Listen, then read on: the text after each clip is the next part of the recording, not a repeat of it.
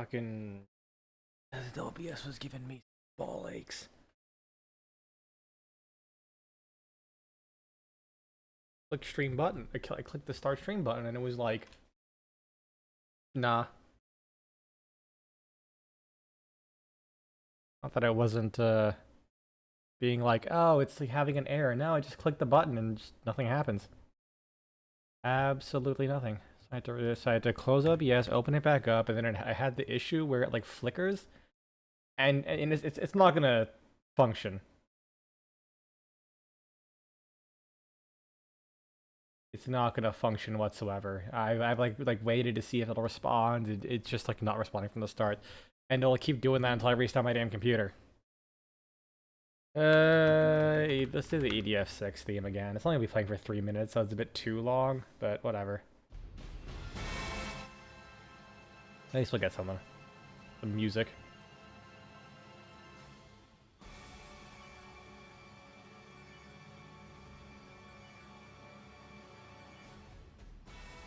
You know what? No. Professor Ulip theme. It's been a while since I've listened to this beast.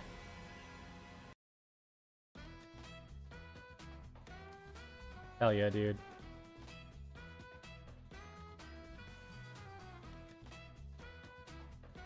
You know, at some point I could probably start drawing some Awesomenauts stuff. That'd be real. I still think it'd be really funny, like a bit, is what if I just take a random game and then just start, like a random dead game, and just start flooding places with art of it.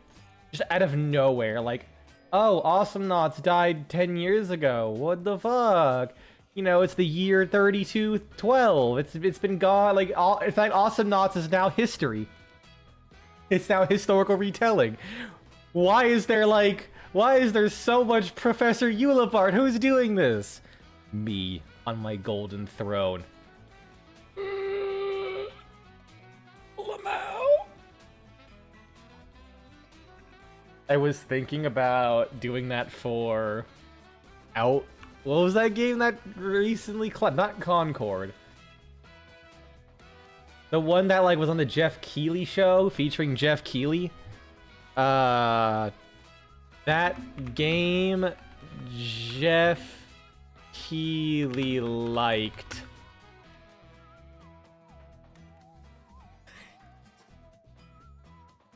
You know what?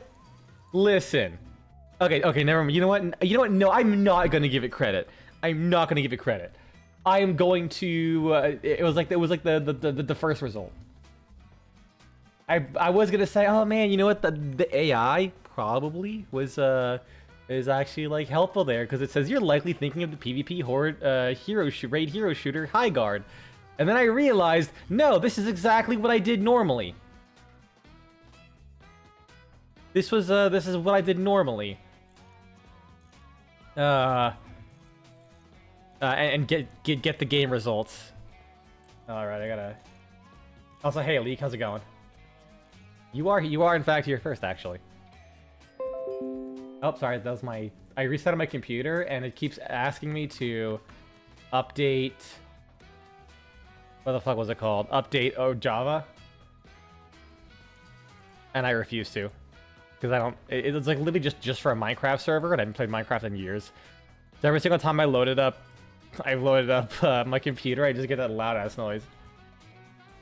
Anyways, yeah, so like, cause like there was one time my friend was like, oh, there was this game, it's like a SWAT game, but it's not a SWAT game. So I'd Google SWAT, not SWAT game. I love doing this shit.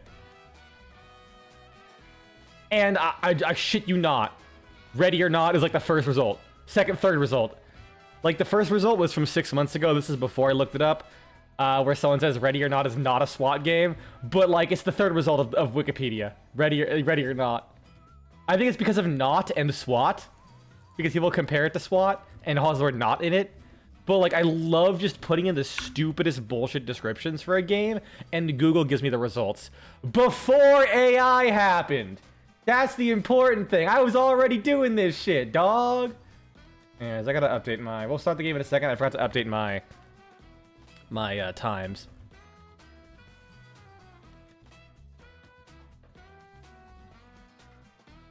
Yes, it says that. No, I have no shame. Anyways, Grim Dawn time.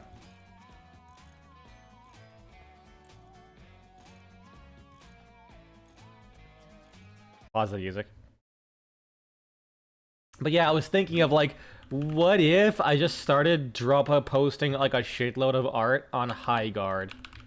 Just out of nowhere. Like, suddenly you look up the tag, and there's like...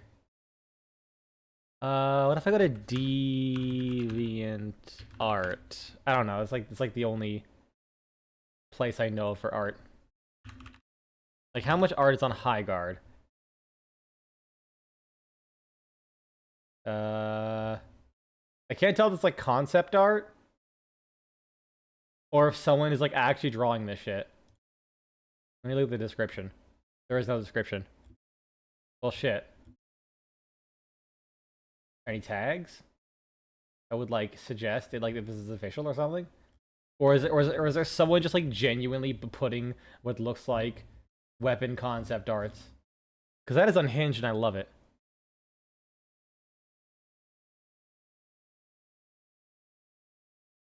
A lot of it just screenshots. Wow, there's 287 results. That's it. So imagine if suddenly it's like 400 and it's all by me. I just think that'd be fucking hilarious. Alright. I fucking forgot the goddamn Frieza pose that my character strikes when I load up Grim Dawn. Once the game capture thing decides to do its thing. Are you gonna be like this? Okay, now it's working? There we go. I don't know why it's so finicky. Like, this is like the default man pose. This is the one that women get. It looks so silly.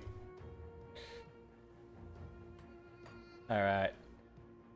I was gonna do a custom game? Wait, there are custom games? That's sick. God damn it, now I'm hungry. My house smells like fucking beans.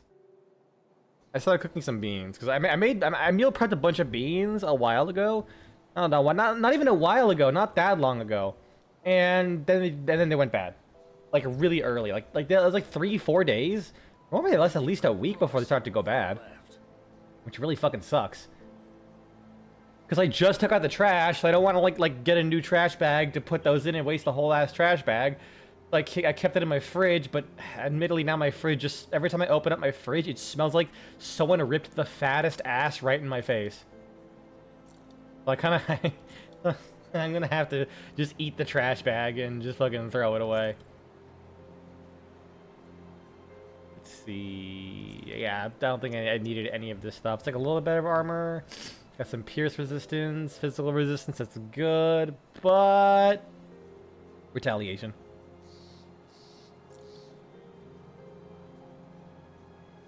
And I can move all the reagents back to my stash. Man, that is such a fucking nice feature. I'm so glad that exists.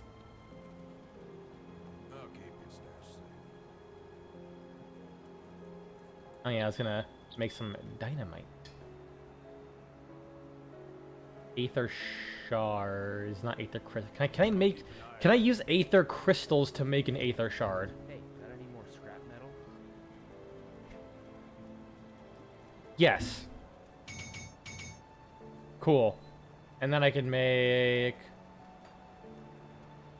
dynamite? I thought you could. Hold on, what? Go on now. I thought you could make dynamite. You make Blood Oakathon. No. Hey. So I guess this is only just boss drops or some shit. Cool, good to know. So I can just craft these things. I was wondering, I was like, man, it feels like these aether shards are pretty rare, though. I forgot that noise. You arrive with newfound hatred for the College of Winterhold. How? You were like a god's greatest Bethesda anti-stan. Like, what the fuck? How is that possible? Got any more scrap metal? All right. I'll give you a good price on what I've got left. Challenge. Name one good thing that you like about a Bethesda game. I'll wait. I got 2 hours to kill. Maybe 3. I don't know. It depends. I'm like kind of tired. You remember the side quests? Oh yeah. I think I only ever did that once. Let's read these things. I only ever did that like once, and I don't recall it being particularly fun. I had the nightmare again. I'm in an old tomb, barely a candle to light the way. Off in the corner, I see a pair of red glowing eyes. They come closer, closer. Then, just before I can make out what it is, the shadows, the creatures are gone. Is that a serious question? Because you can get a few things you like about Bethesda games, even ones after Morrowind. I guess I was referring to like the post Morrowind, mainly Skyrim. But it was only half serious, yeah. Because you just complained about fucking Skyrim so much.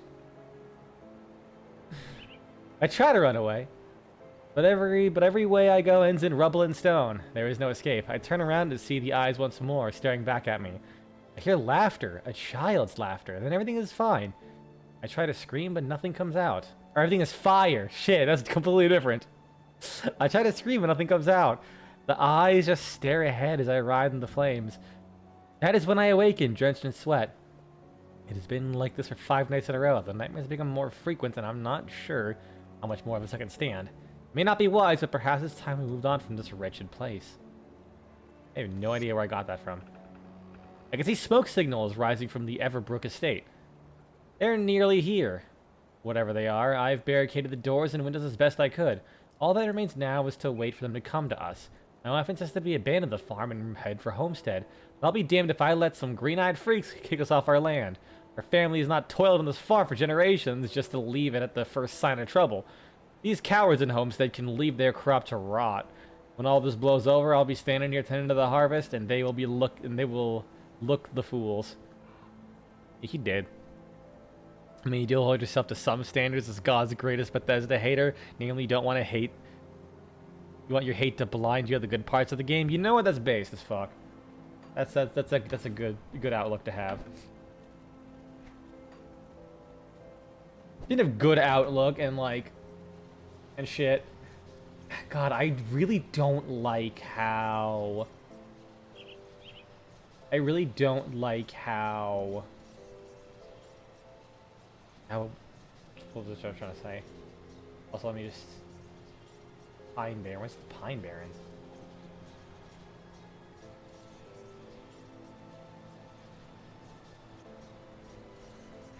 I don't like how, Wait, did I actually not turn these quests? Shit. The Gloomweaver is no more. You're efficient. I like that. You do well with the death marks.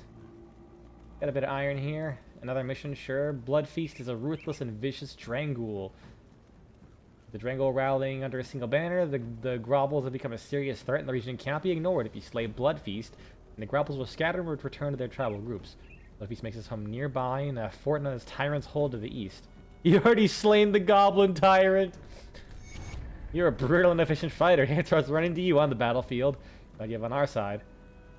I'll be sure to include you in my report back to Captain Summers. And the insignias, clear out. You have a Master of a Rook. And, okay, so... Nothing important. So I go to Soros Bastion now. But yeah, like, so... A quick story for context. Let me just tab out to grab an image real quick. So, when I first moved into this place, sometimes certain ISPs... They will be like, hey, if you sign up with us, you know, after like a couple months, you'll get a $150 prepaid Visa card. And it's really, and I assume, because usually it is genuinely no strings attached, in my experience, because like I've gotten it like once or twice when I was doing travel nursing, so I was like literally there for 2 months, paid like $75 a month. On the second month, I got a $150 gift card, and on the third month, I paid for the internet and then left. And no issues, nothing. So it's like I basically got 1 month. I only paid for 1 month of internet while I was like doing travel nursing in some places. Where is it? Here we go.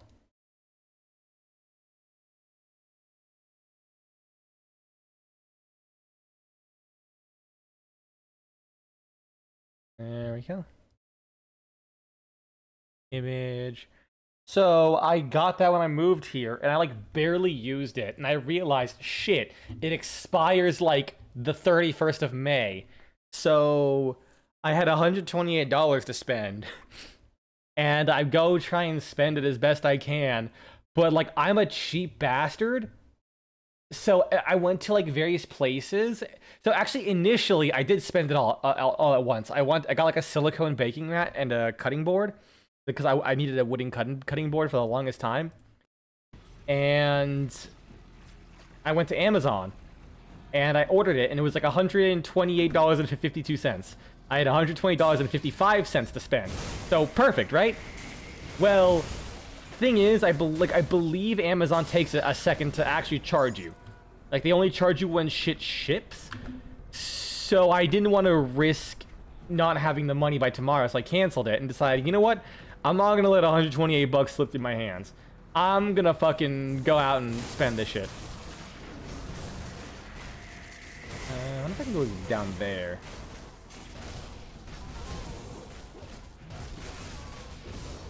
So I go out and I'm just like constantly saying, okay, but do I need this, you know? Do I really need this kind of thing? And I was literally out for like 3 hours in the afternoon just trying to fucking figure out how to spend $128. Because I'm that, it's really funny seeing people say, like, man, every time you go out of place, you can't help but end up spending, like, at least 100, 200 bucks. Meanwhile, I'm out for 3 hours, and I'm sitting here like, please, how do I spend this money? I'm such a fucking cheap bastard.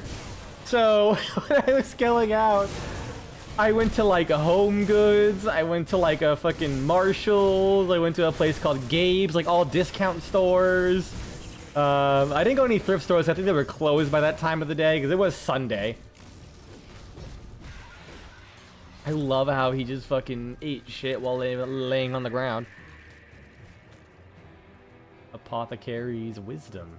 Health, spirit, all damage, bleed resist. And I will read your message in a second. I'm just gonna finish my story while I'm in this Dreadguard, physical resistance. That's our pets. Arcanum oil. And what else? Glyph of the Pouncing Manticore. Notices your health bar. Ooh, pounces on you. I hate myself. Yeah, it's not enough fire retaliation.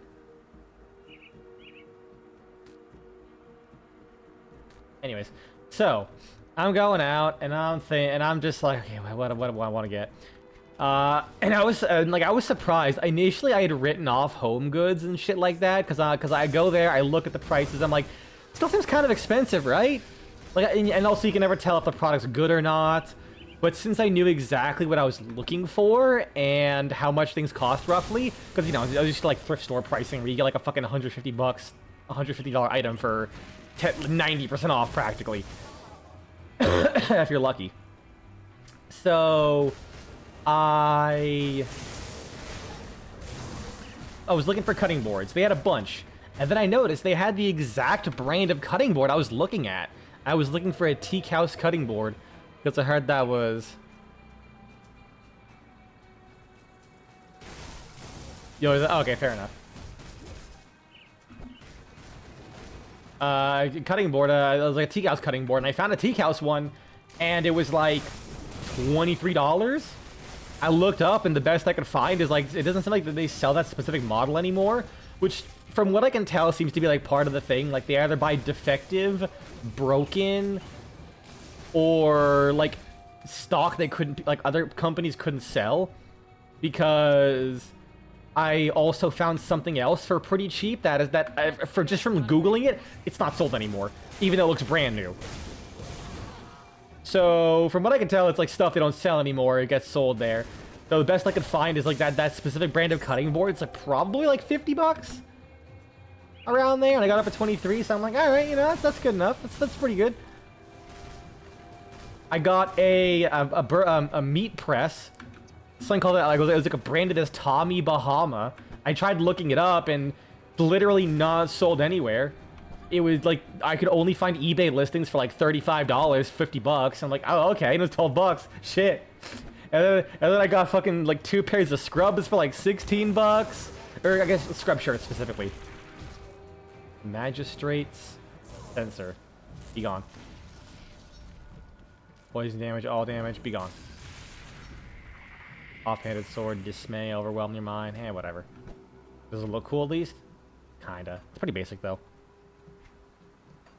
And then like I'll just show you what the haul looks like. I got all of this for under $28 over the course of 3 hours, and I had exactly enough left to get my by the end of the day get my usual Taco Bell order because it was like 9 fucking o'clock, and I was just tired. I didn't want to cook anything. Yeah, I got 2 mason jars. I got 2 mason jars that were like tiny ones that are in the shape of a skull.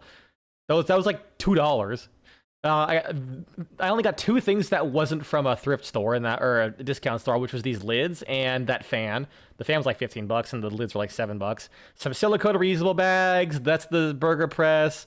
That's the cutting board behind it. This thing though, the food containers, dog. I went there. I shit you not. And this is a direct quote. Fucking.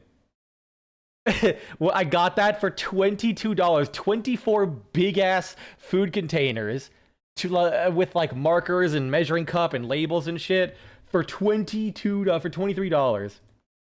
I went there and the cashier was like, I cannot believe they're just selling this for so cheap. Can't do that yet. To quote them pretty directly, that is retarded. I'm like, first off, man. I can't open them. Oh, you're standing with common stress and design. I mean, I could just go in there and just plow through them, but fine, whatever. I can't do that yet. But yeah, it was straight up just like, man, I wish when I worked in fast food, I did not care enough as much as you did, or as little as you did, to just be like, I'm just gonna drop the hard R slur right there. Hey, is it the death vigil guys? Just like right in front of a customer. Truly impressed. Anyways, let's read those messages. Oblivion's probably the hardest to anything you really like.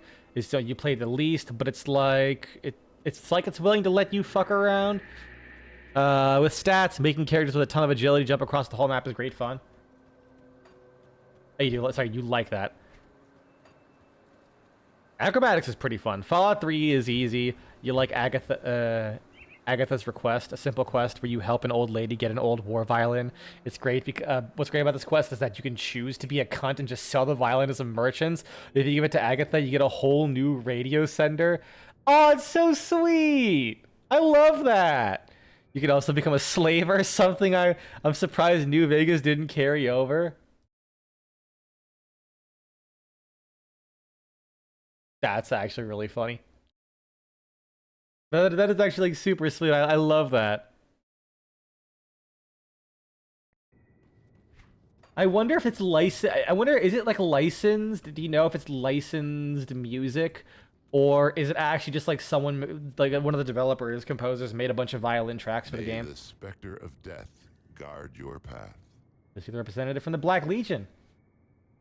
Come, there's much to be done. You want to speak with me? If you were to fight alongside the Order of Death's Vigil, then first you must prove yourself to us. Show us that you do not fear death, and we will show you its secrets. What must I do?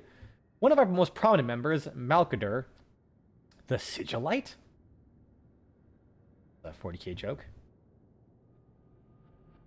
Second only to the Keeper, was recently slain by a Catholic ambush. His remains are now in the possession of the cultists, somewhere out in the Blood Grove. But you think it's custom? That's awesome. We cannot lose a mind like Malkadar. The Keeper has called for the rite of resurrection to be performed on the revered necromancer. It falls on you, my aspiring initiate, to venture into the Blood Grove and return his ashes. What is the rite of resurrection? The sacred ritual performed in dire times to bring back a fallen member of the Order. It's not resurrection in the literal sense. Malgador will not be returned to his mortal form. Instead, he will continue to serve the Order as a revenant. Count on you? Sure. What is a revenant, though? Is someone going to tell me? I'm told you come to join us. Welcome. May you find the answers you seek. What the fuck's a revenant? Can I talk to someone about what a revenant is? Okay, maybe that's a revenant. Ooh, spooky. Skill recharge. Wait, does it just make you explode?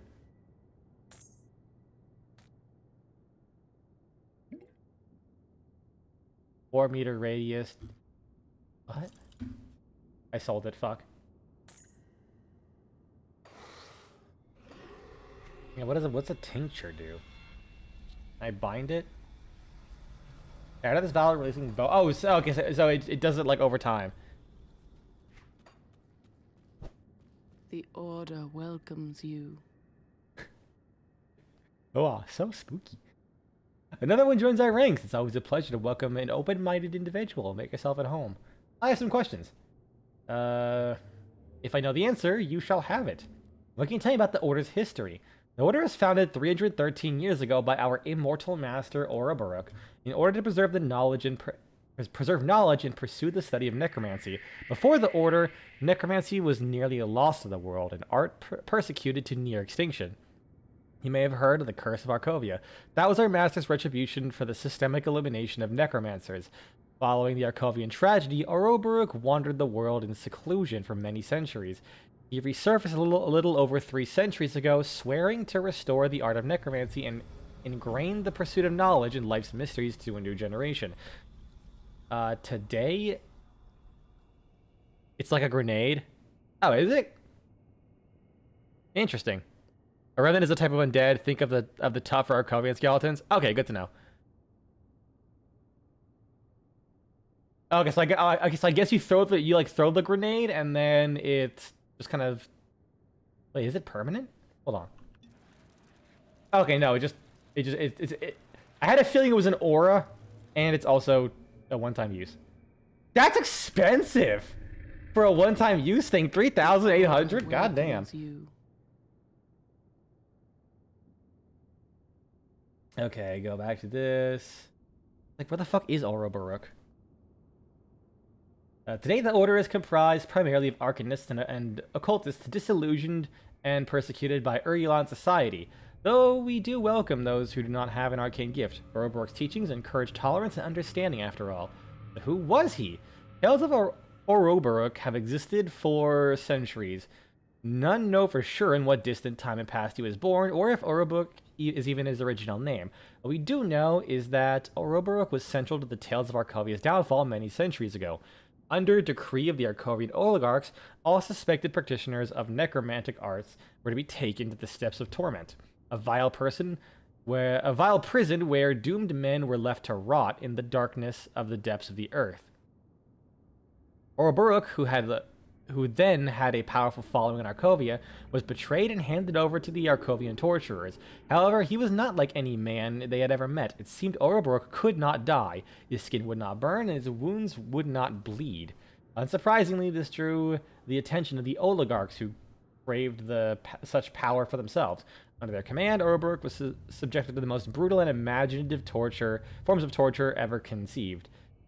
His immortality had worked against him. Ultimately, our master agreed to their demands and offered to perform a ritual that would make the oligarchs immortal. The oligarchs had assumed his will broken and greedily accepted.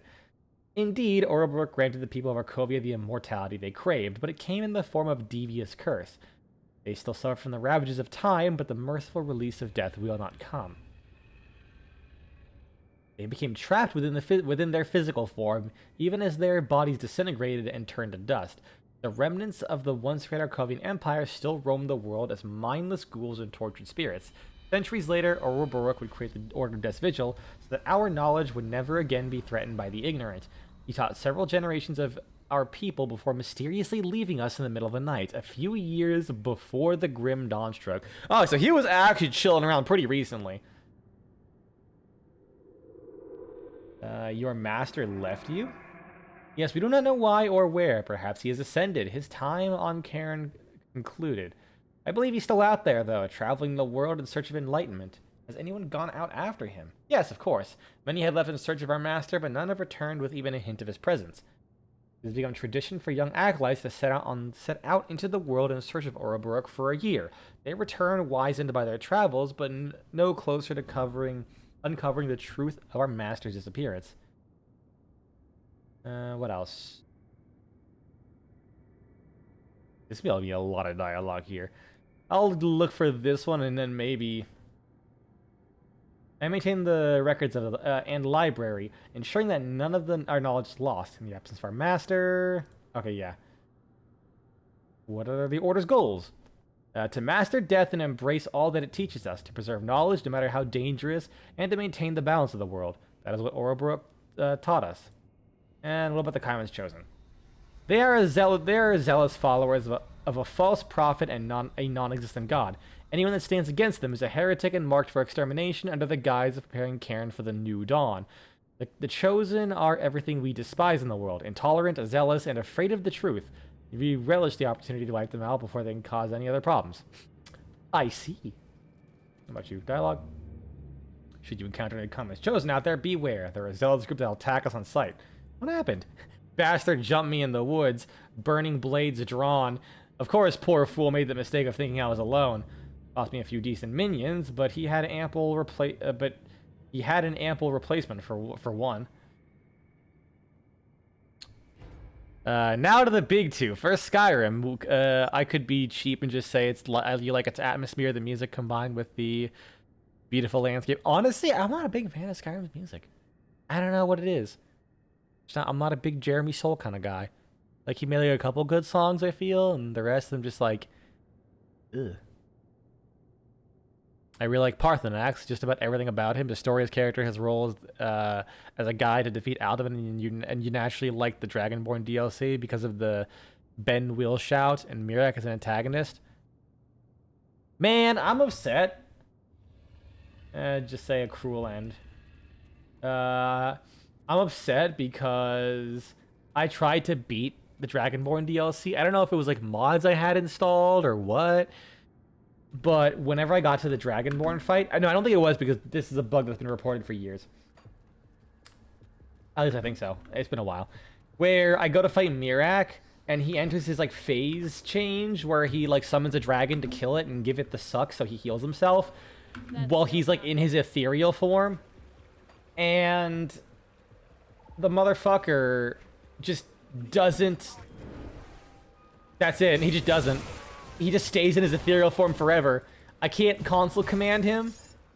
I can't like do nothing as far as I can tell. Like, and I couldn't reload a save because anytime I would reload a save to redo the fight, it would just happen again. A buggy Bethesda game, impossible. I know, right? Normally that shit is smooth as fuck. That coding is so goddamn sleek. But yeah, I like straight just could not. I mean, Bethesda games are buggy, but generally I've never had a game breaking, like a straight up progression halting bug that's permanent. But I had it for that DLC, which is kind of unfortunate because I'd like to see how it ended, but I just didn't care. Like after that, I was like, you know what, I'm good. I think the main reason I didn't keep trying, that's why the unofficial patch is the most popular. You know what, that might be the case, because I have the unofficial patch. That's probably why I have not really seen any progression halting bugs. Some prisoners cry out for help. I wanted to hit them with a grenade, but then they just like slapped my ass cheeks and took 17,000 damage and went into the sky. How about I just like exit real quick and just kill these guys? Thank you. I don't know who you are, but I don't care much. You're not a cultist, at least you don't look like one. Please get us out of here. Those bastards have been taking us out of the cage one at a time. We're forced to watch while they drained a man completely of his blood. Oh, Vampire the Masquerade. I have not played that game myself. I really want to, though. But I'm like, it can't be that buggy, right? I've seen a playthrough of that game, like the early parts. Oh my sweet Jesus. That game is actually like fucking barely functioning. It is hilarious. Like, barely functioning at times. Oh my god, that game is so fucking jank. Like, I didn't even think like a decently popular game could be that buggy. I can send you to Homestead via Riftgate. At this point, I'd sell a friend and just get us home. Yoink. And I'll take the insignia. Unholy inscription. What was he up to?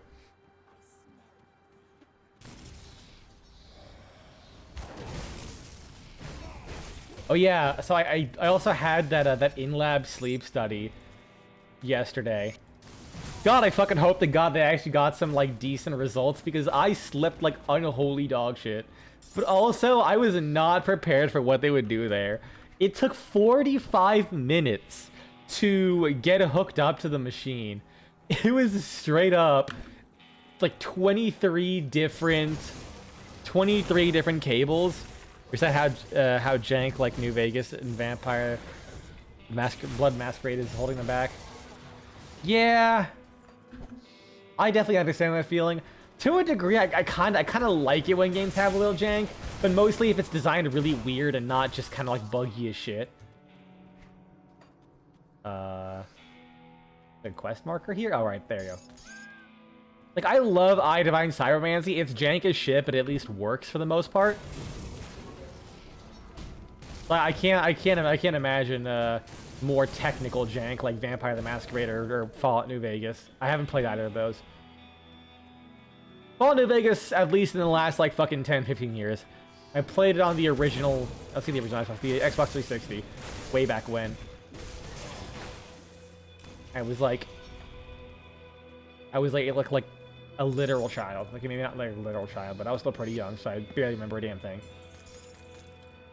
Alright, cool. I'll go back to return request. Get my XP. Homestead. But yeah, it's 23 different cables, like all like it was on my head, it was on like on my neck, on my back, on my legs. Because it was on my scalp. They had to like part my hair and put like these wax, like they're like wax O-rings you see on a toilet.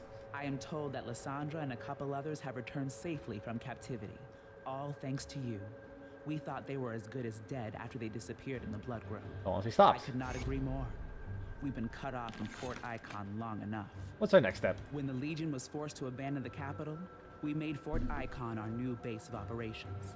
It's an old fortress to the far north, once used to protect the trade routes leading through the Asterkarn Mountains.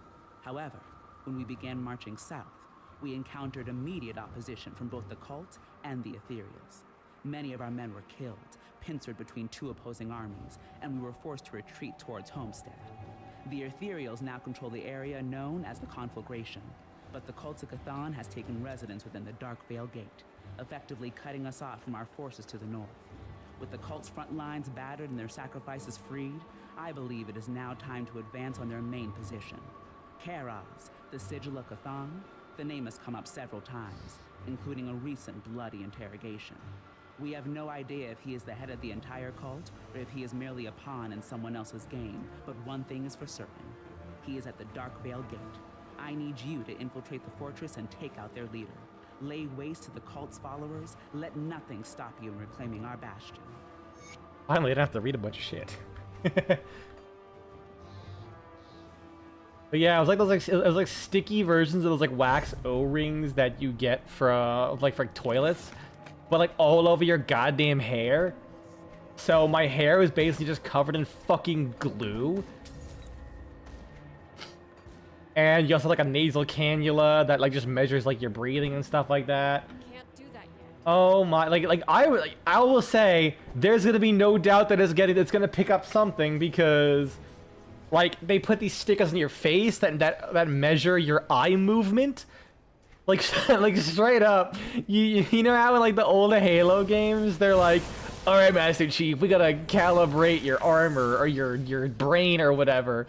Please look up at this panel real quick. Please look to the side. They was literally doing that. They were like, all right, lay still. Look up and down 5 times. All right, cool. Now look left and right 5 times. just so we can make sure the equipment is detecting things properly. They had a snoring detector. They had like some belts on your upper chest and your lower chest for like whether your breathing stops or some shit. Oh my fucking god, it was crazy. Hello portal. I'm gonna go over here and activate this real quick, then I will go to the portal. Nice. I already had one. Health, physique, cunning, resistances. And the armor's not very good, but what does it look like? That's the important thing. It looks pretty cool. And for now, for Fallout 4, for one, you actually like the settlement system, rebuilding towns and farms, etc. is one of your favorite pastimes. Also, the robotics expert perk, objectively one of the best perks ever. You also like the Automatron DLC, and with it, Ada. On the topic of the companions, you like Cosworth, Curie, and Dance. You know what? That reminds me. Dying Light, the Beast, actually got a DLC called Restored, like not a DLC, but like an update called Restored Frontiers. I really gotta go back and play that game. Well, I will when I do my video review on it eventually. In the year 2037. But the Restored Frontiers DLC is you can play the game after you beat it, and I think they make it so that zombies don't respawn anymore. So you can do like a bunch of missions and kill a bunch of zombies to clear everything out, and as you kill all the zombies, it actually like all of like the buildings in the town just starts getting rebuilt. I'm like, that is fucking awesome. Like, genuinely is the coolest sounding fucking thing ever. I love that so much.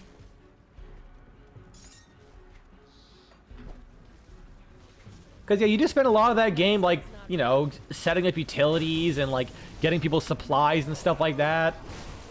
And especially because you're in the Alps, like, where are they realistically getting new zombies? Like, if everyone's, like, in their shelters and not getting infected, once you clear out all the zombies... Or realistically, everyone should be fine. Can't do that yet. As for 76, yes, those Starfield, I haven't played those, can't really comment on them. I heard 76 was getting pretty good, at least.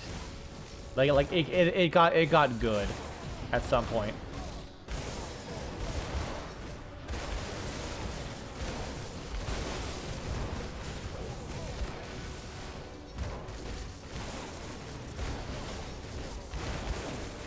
Uh-oh, I saw my HP drop down. I don't like that.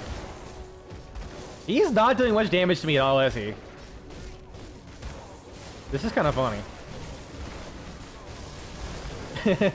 You best part is that whenever he summons those minions, my retaliation just straight up heals me to full.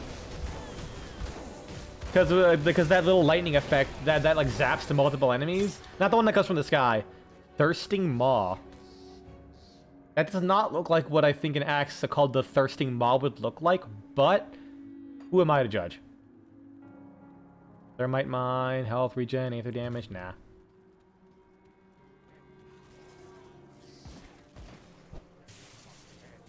Oh yeah, I realized I never finished what I was talking about when I mentioned the little shopping spree I had. It wasn't just to talk about like the shopping spree I had, although I am very proud of that haul.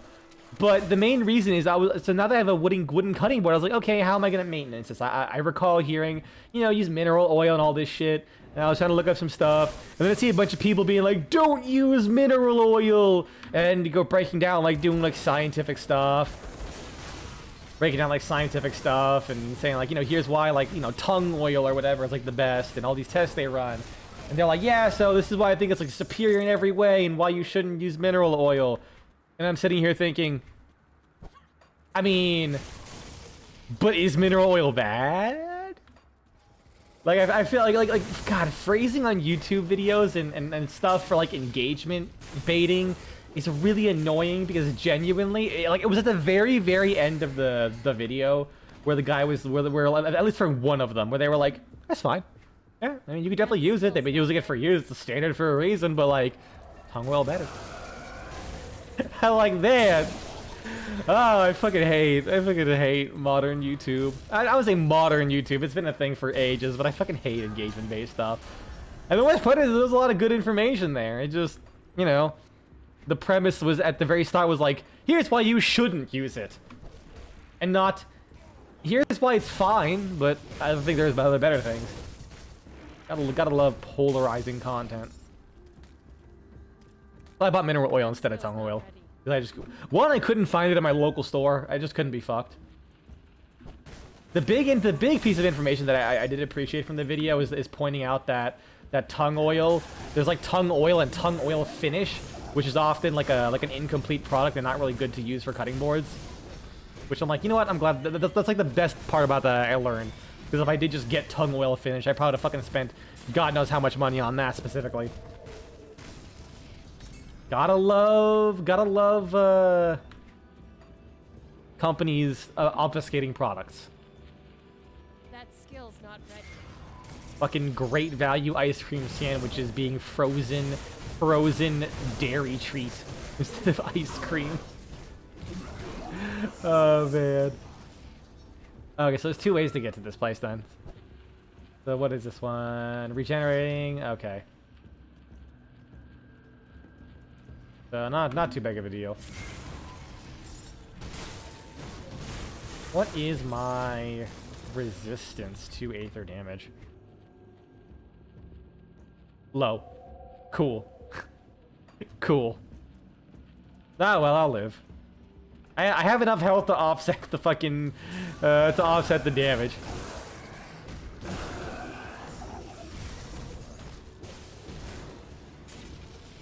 Get fucked. I like the heroic spoils thing, like that boss enemies drop. The only thing I wish for is if it made like a really nice, satisfying noise. Like I want like a gigantic like glass cracking sound or something like that. I think that'd be nice. I just love like kicking a fucking giant glass orb and loot explodes. That just feels good. Honestly, I don't even know why it's a thing. Like, why can't the enemy just drop it? My only guess is maybe it's so they can give boss enemies their own unique drop tables, but also have like a general one for any kind of hero unit you kill. That's a lot of fucking health. Or armor. And health. Yeah, the only thing I'm really getting is Fire Strike, but I don't have any points into it. And... oh my god, that Pierce resistance.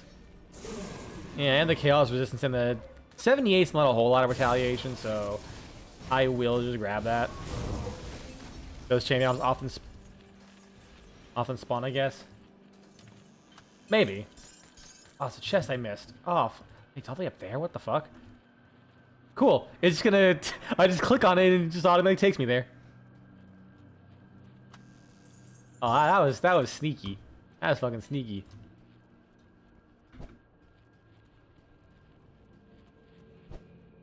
I was just curious. What would happen if I clicked somewhere and just hit dodge?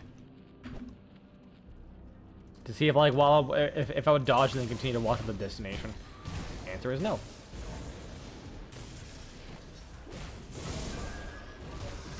Oh no, my health was worryingly low. Lifesteal from, what was it, Vindictive Flame? No, it was Weezwin's Wrath. Love all of the you can turn your camera chest. Yeah, I mean, granted, that was more so because I saw it through the damn walls, but also, yeah. You do get the legendary sound and super monster infrequent sound. You know what, that I think that might be, because I could have sworn they didn't make a noise. I think that's what the noise I was hearing was. If only I got more than one legendary so far. Oh, that's a... oh, I didn't realize that was a boss. I'm just kind of like whacking him. That's 450,000 HP. We're gonna be here for a while, boys. We are going to be here for a fat fucking second. Actually, not too bad.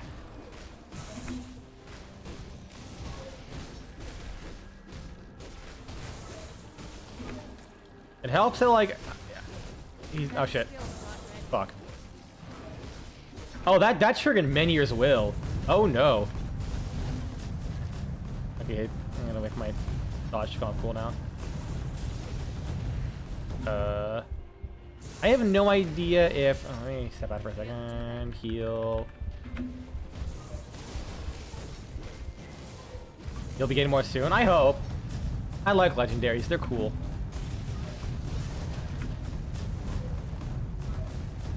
What is the noise? What is the fucking noise that thing makes?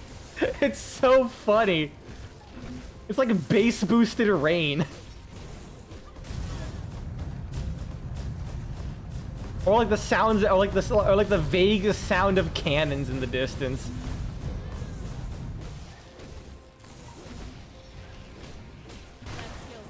I might as well just like blitz to have an extra button to press. Please die. Grenade, thank you. Warmonger's belt.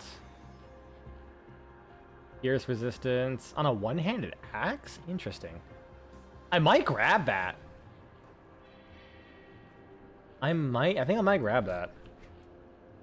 And use it because I get pierce resistance on a fucking axe. And it would convert my Aether damage into physical, which... Do I have any Aether retaliation? No. I have a little bit. One tip, if you know a specific mod that gives you specific items, they can provide items as equally powerful. I am aware of like the double rares and the monster infrequence. I'm not like a Grim Dawn expert, a Grim Dawn head, but I have played this game a few times, so I know I'm aware of some mechanics. But if it's like more obscure stuff, then I definitely don't mind tips. Like being told that I can craft dynamite. I kind of didn't know that.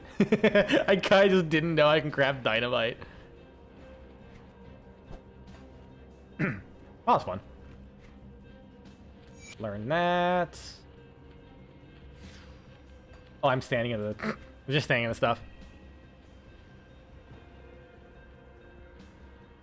Battle cry, all damage. So, from what I can see, damage modifiers does not affect retaliation. No, it does. No, it doesn't actually. Because add 76. 76 times that. 372%. That's a couple hundred. Does it? Oh, because it also converts. Oh no, yeah, it doesn't. Because it converts my physical into lightning as well. At Homestead, I thought you can only do it in endgame hubs. Yeah, I think it's because I only ever crafted when I was in Devil's Crossing. So when I unlocked Homestead and you could do that, also being told about the UI thing. Dude, this new UI slaps. I actually like it. Like it keeps everything. It keeps the UI mostly the same, but just adds some really nice features. I just like it.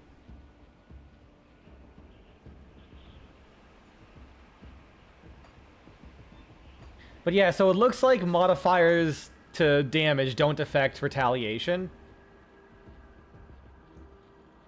So I wonder if all damage affects retaliation. Do I have anything that adds all damage? I can test it. Here we go, ring. So if I'm correct, all damage should boost this. Does that give me retaliation? Making sure it does not. Good. No, okay. So it's, I'm only looking for... Is the augment tab in the bank? The augment tab. I think I might have not been able to afford that one. Let me just double check. Because I remember going to the bank and being like, oh, there's like a new tab he mentioned. Wait, yeah, you're right. Yeah, the smith's like, I'm an arcane smith, or I'm like a super knowledgeable blacksmith. Literally can't fucking make dynamite. Got something you need stashed? Yeah, is that like one of the later tabs? Because I straight up just don't have it to have access to it. And I'll be honest, 500,000? It's in your shared stash, not the character one. Oh, fuck. Oh, fuck!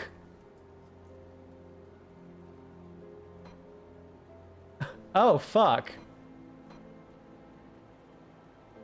Good to know. I guess I do have stuff from other characters. Not much.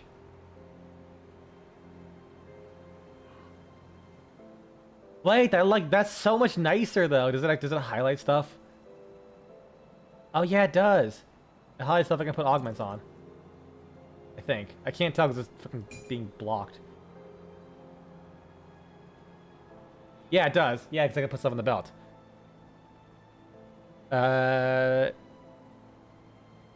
Oh, that's where it gets dropped. Oh, okay. So yeah, no, that's not from other characters. All right, so I guess I'll take that out of my inventory then.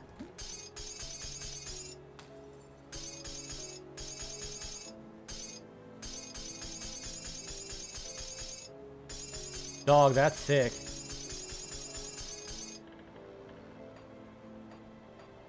That there. Ah, that explains everything. And then go here. Oh, it's juicy. What is that? I didn't even notice I had that. Wait, there's different tiers? I mean, that makes sense. I didn't think about it that way because you just have a bunch of random shit in your inventory all the damn time. Oh, that's cool. And I have all this. That's like the actual stash. 50,000. I might as well spend 50,000 on that, just in case. It does highlight in the previous update, but because they tend to get blocked by item descriptions, it doesn't even matter. Yeah! I'm realizing that very quickly. I am realizing that very fucking quickly. At least you can highlight this. Oh, I can put this on a belt? Ooh. Oh, and all armor.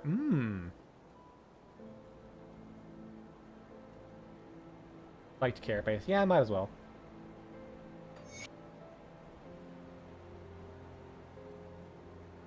You take all the bits from your personal stash and drop them in there. But you can.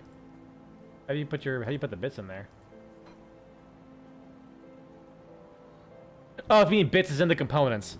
I think that's what you meant. Yeah, I saw that too. Yeah, when there was a dynamite spot, and I just clicked it and it just blew up. I was like, wait, gas? Hey, Edwin. Doesn't he like give you food? You need to highlight when the cursor's on the component. That's what I tried and it didn't work and I was sad. That was like the first thing I tried after the fact. Oh yeah, level ups.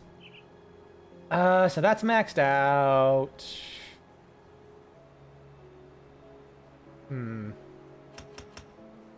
Could do that. I could do that. What about Vindictive Flame? I get a little more fire retaliation. Second skill recharge, chance to stun, health regen, fire retaliation. I'm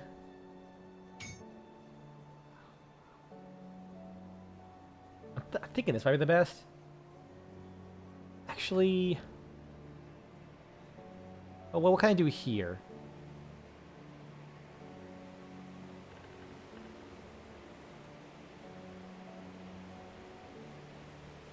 More overguard?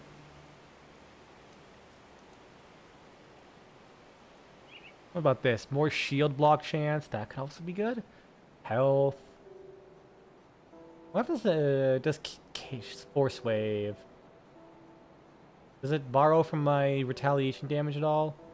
No. Cadence, does it do that? Oh, it's Counter Strike, right? It was like Counter Strike. Here we go. That does that.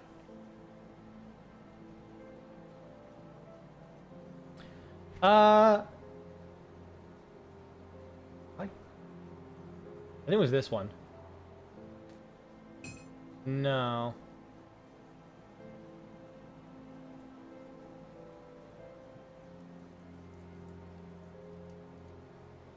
Which one had the war cry? It was a helmet. Oh, it was helmet, yeah. Wait, hold on. Wait, so that's a modifier, not So that's a modifier, not like... Because what I thought is the picture there showed you what you get by getting the +3 levels. Oh, it's actually a modifier. I didn't think about that. Oh. I mean, maybe? Warcry. I'd have to level up this guy a little bit more to get Warcry. Reduces enemies' damage. Ooh. That could be... And reduction to their health. Yeah, I could do that. Put Warcry on.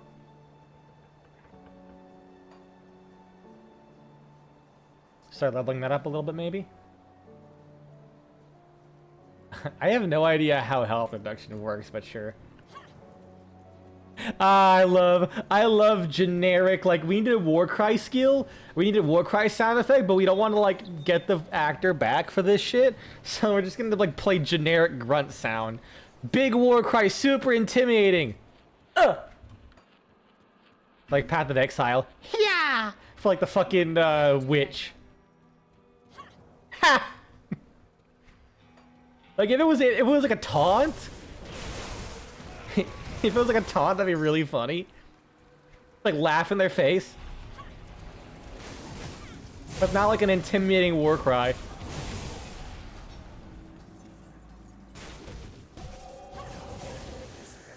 What the fuck does reduction of enemy health do? Because it doesn't look like their max HP's changing at all. The rallying cry from the upcoming Berserker actually sounds better. Does it? Wait, is Berserker the new class coming? With the cold DLC?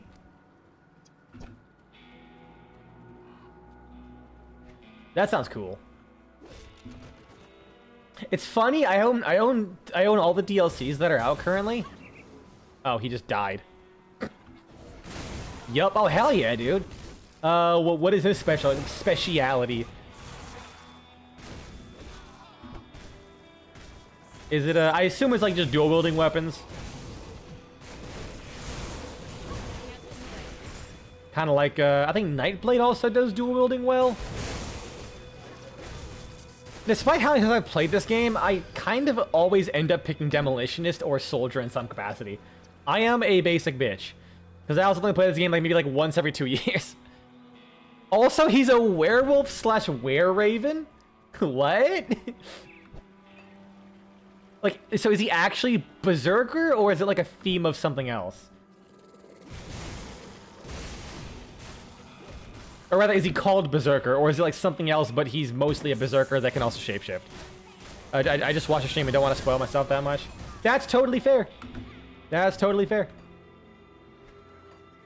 Were-raven Knight, I know, right? You don't see that very often.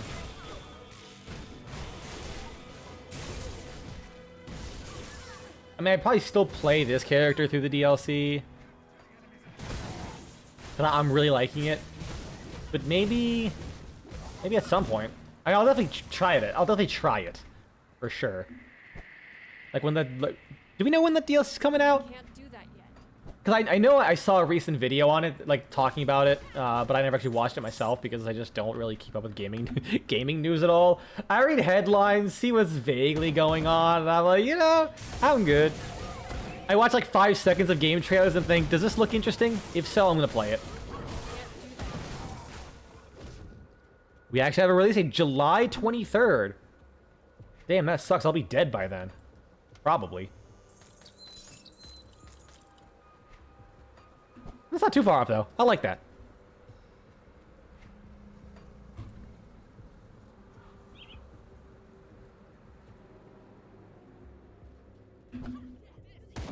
Finally, that the Druid Mastery is a combination of Shaman and Arcanist, and not Berserker, despite that. Yeah, that's what I was thinking. Like, I figured it'd be called the Druid or something like that. But then I forgot about the sub. You know what? I forgot about the sub-ascendancies. What is mine called? I am the Commando. Right, yeah, I forgot I was the Commando. Legit, like, the combination ascendancy names is, like, my favorite part about this game. It's so simple, but it's, like, so much extra style points. Oh, Remnant 2. Dude, you have no idea. Like, I think when because I streamed all of Remnant 2 when I came out. And when we unlocked the secondary class and me and my friend found out that they had combination names, I fucking screamed like a little girl probably. I was so happy it did the Grim Dawn thing. I am so easily entertained. But you have no idea. Like, you mix fucking like a gunslinger and the alchemist and you get apothecary. And shit like that. Oh man. Oh, it was so good. You know what? Let me look them up real quick. Most games needed it. Seriously, they really do. Oh, Soulframe. Soulframe, the game that's in like alpha or beta by the Warframe guys, Digital Extremes. I actually have Soulframe. Played it a long time ago. I haven't returned it since because I just had other things go on. But like it did that. Like depending on your like the order you pick and the like stat allocation. So like if you go pure strength, it gives you one name. If you go like a mix of strength and intelligence or whatever they call it, it's like willpower and wisdom, it'll have a different name. If you have all three, it'll have a different name. Like there's so many gradients. I loved that so much. I need to play Soulframe again. Oh yeah, I was gonna get to Remnant 1 and start getting Remnant 2 on Soulframe. Yeah, I played it, and then shortly after they reworked the combat, and I heard it was a lot better. I heard people really like that game, and that makes me happy. Are you allowed to stream that game? I forget, because I know you could like they allowed screenshots, but you couldn't show videos. Because dead ass, like I'd be fine with playing some Soulframe on stream if you could. That would be a good excuse to get me to play it and experience that shit, because it was fun. Definitely needed more time, but it was fun. Remnant 2 classes. 2 classes. I think it should pop up the archetype. Sorry. What are the mix names? Dual archetypes? These are archetype names. Okay. Fucking Christ. There's a lot, because they add like 3 with the DLCs. So if you have the Alchemist and Archon, you get Tempest Thaumaturge. If you have the Challenger and Alchemist, oh yeah, it's like double names as well. I don't know why they have double names. Does it say? Prefixed by the primary. Oh, okay, yeah. So the primary. So whatever your primary archetype is what your main passive is, and that's what the prefix comes in. So Alchemist Archon is Thaumaturge. Alchemist Challenger is Conservator. Alchemist Engineer is Artificer. Alchemist Explorer is Apothecary. Okay, so Leadbringer is the Alchemist Gunslinger. Also, Alchemist and Archon are also in Grim Dawn. Wait, are they? I think you're talking about the dual names. No, these are the names like the individual classes in that game. But that's also cool. I am a follower of Alchemist, I think. Alchemist and Handler, you have a yellow little dog with you, is called Grey Wolf. Alchemist Hunter, Isolator. There's a lot. This is actually huge. It's like 1, 2, 3, 4, 5, 6, 7, 8, 9, 10, 11, 12, 13, 14 classes. So yeah, I'm sure you could do the math. I'll look at some of the individual names that seem cool. Spirit of Darkness, which is Summoner and Invoker. Bloodletter, which is Medic and Invader.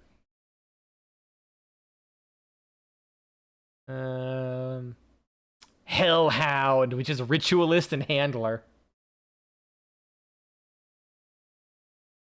I forgot there's like multiple summoner classes in this game. Purifier, which is the Warden and the Alchemist. That's good. Okay, back to Grim Dawn. Sorry, I get excited for stupid shit like this. People were streaming it last year, not sure if the rules changed. Most people stopped because of lack of content. Well, lack of content does not fucking stop me because I have not played the game before. More or less. I do like class names in Oblivion, despite you can get all the skills. Oh yeah, that's right. Oblivion also did that because isn't it based on like your starting assortment of classes, your skills? That's another game that does it. That's actually really cool. I forgot about that.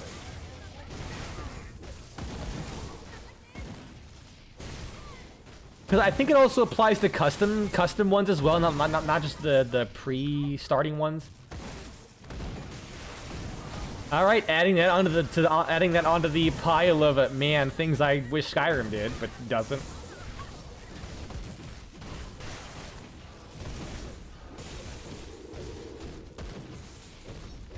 Wait, I just realized something. Shoulder. I'm just gonna let the boss kind of work himself to death while I figure this out. There's something. I have something that gives my shield. I love this game. Okay, here it is. Oh yeah, so augments were all. I was wondering. I was like, I could have sworn that's like different. It's the very start, like when you make your class. Okay, I was wondering because yeah, this item gave me lightweight. Oh shit! I did not realize it gave me lightning retaliation. I gotta use that more. Fuck. Yeah, I really like how the augments are now like in the corner there. Kick. Oh man, I want to kick it. Retaliation. Nope. So what about resistances? Nope either. But that's a lot of armor though. Oh, I lose a lot of chaos and vitality resistance if I take this though. Damn. Could use more armor. But I'll be fine. Grenade. +5 to Gren. No! Don't make me choose! +5 to Granado, but +3. Oh, but I really want that lightning retaliation. I think I have to stick with the current one I have, man. I think I do, because I think the +5 to Granado. Yeah, that's the problem. But I think the +5 affects the base damage, which like if I scale up my, like how much damage do I do with Granado if I pop this and this? It doesn't reflect on the damage. Oh no, but I probably will with for this, right? Since I'm on my right click. Okay, first off, who's shooting me and where? You there. There we go. I believe damage. Here we go. So if I do this, once my overguard's back up, augments are soulbound items that are different from components, which you're able to use alongside each other. Oh, well, I was referring to the skill modifiers, not the augments. Whatever the name for that is. Okay, yeah, so I go to so when my 2 buffs are open, I go to almost 14,000 Granado damage. But when Overguard is done, I go to... Alright, let's see the difference. What's the item I just got? I had the Granados of metal. Oh, I can't even use it yet, level 50. Well, the choice came from me.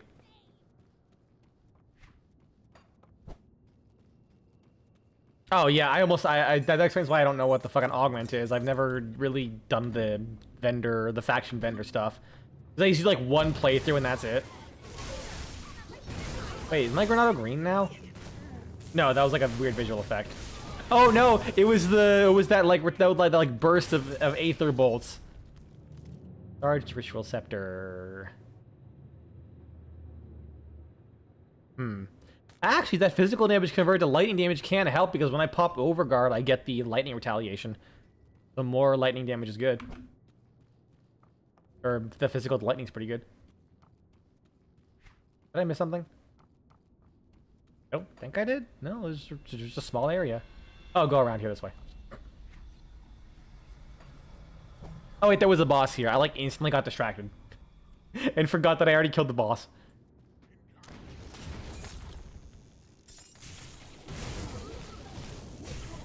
Yeah, I usually play this game like once over, so I just never end up like being able to interact with the faction stuff.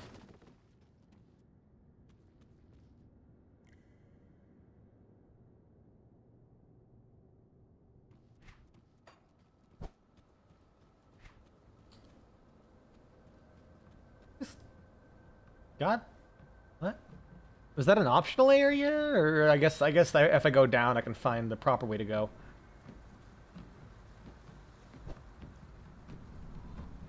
Weird. I guess that's my fault for letting the ARPG instincts kick in and just walking north and just hoping everything would work out.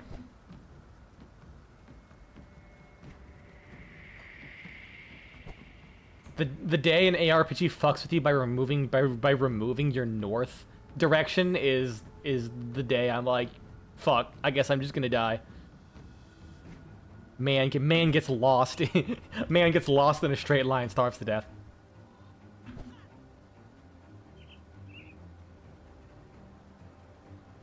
Getting a character max level makes leveling alt so much easier. How so? Are you able to like skip to it, or do you get like an XP boost? Or is it because you have the... Goodbye. I'm quick. Granted, it's not like I have a very fast-moving chat. You want to mix it up, you can rotate your camera. Ah, shit, good point. New perspective. I'm already lost. What the fuck am I going?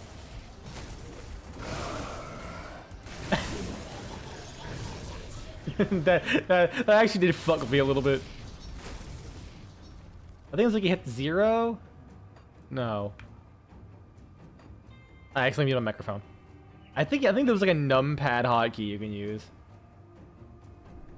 War cry and all that. Nah. You can buy rep boosts. Or rep boosters for alts at 50 at max rep. Oh, is that just for rep, not like actually getting your character's XP up?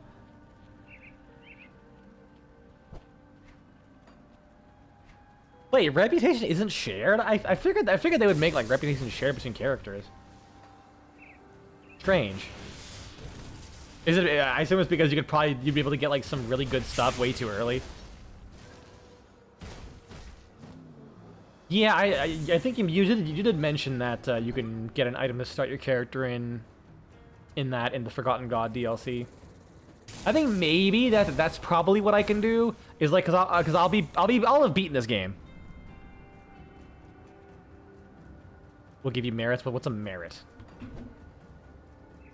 Yeah, so I'll beat the Forgotten Gods DLC, and then when the Ice DLC comes out, I forgot what it's called. Forgotten Winter or some shit. Arctic North or whatever. I can do that and play like the new class. Like maybe I can do like a Berserker and Oathkeeper and just see what the fuck that's like. It is a little unfortunate I didn't pick Oathkeeper because I believe he has a ton of retaliation damage stuff. But it is what it is. I liked Commando. Or not Commando, I guess technically Commando for both classes. Might be a little bit hungry. When I saw that guy's name, the bruiser tag, I kind of read burger. Maven's Lens.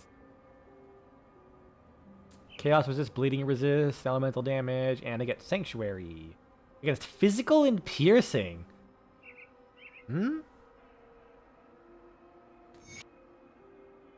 What does this give me? A lot of shit. A lot of shit.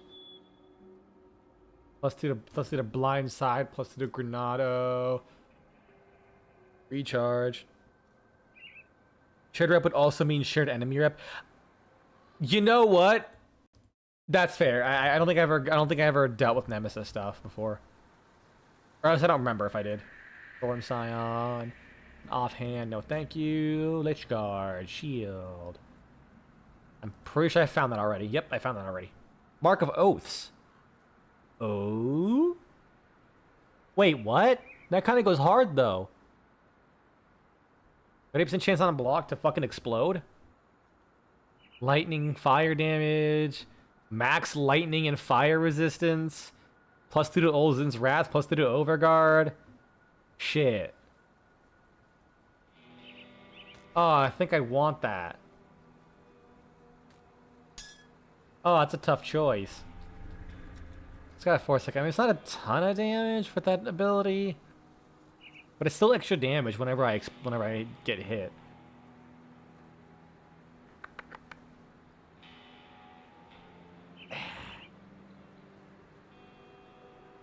I guess we'll just have to.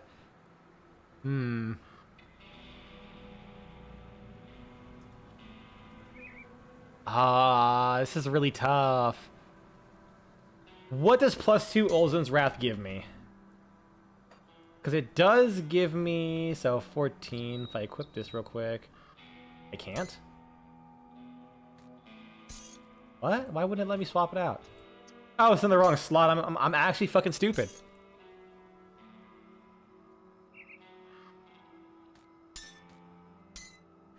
So that will give me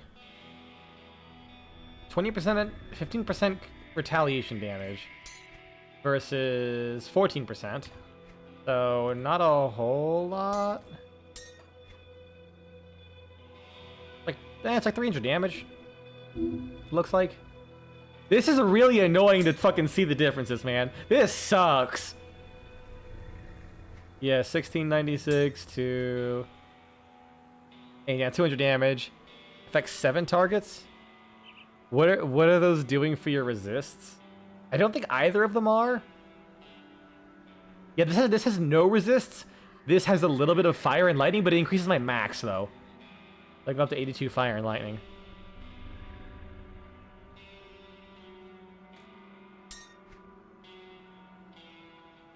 And affects 7 targets regardless.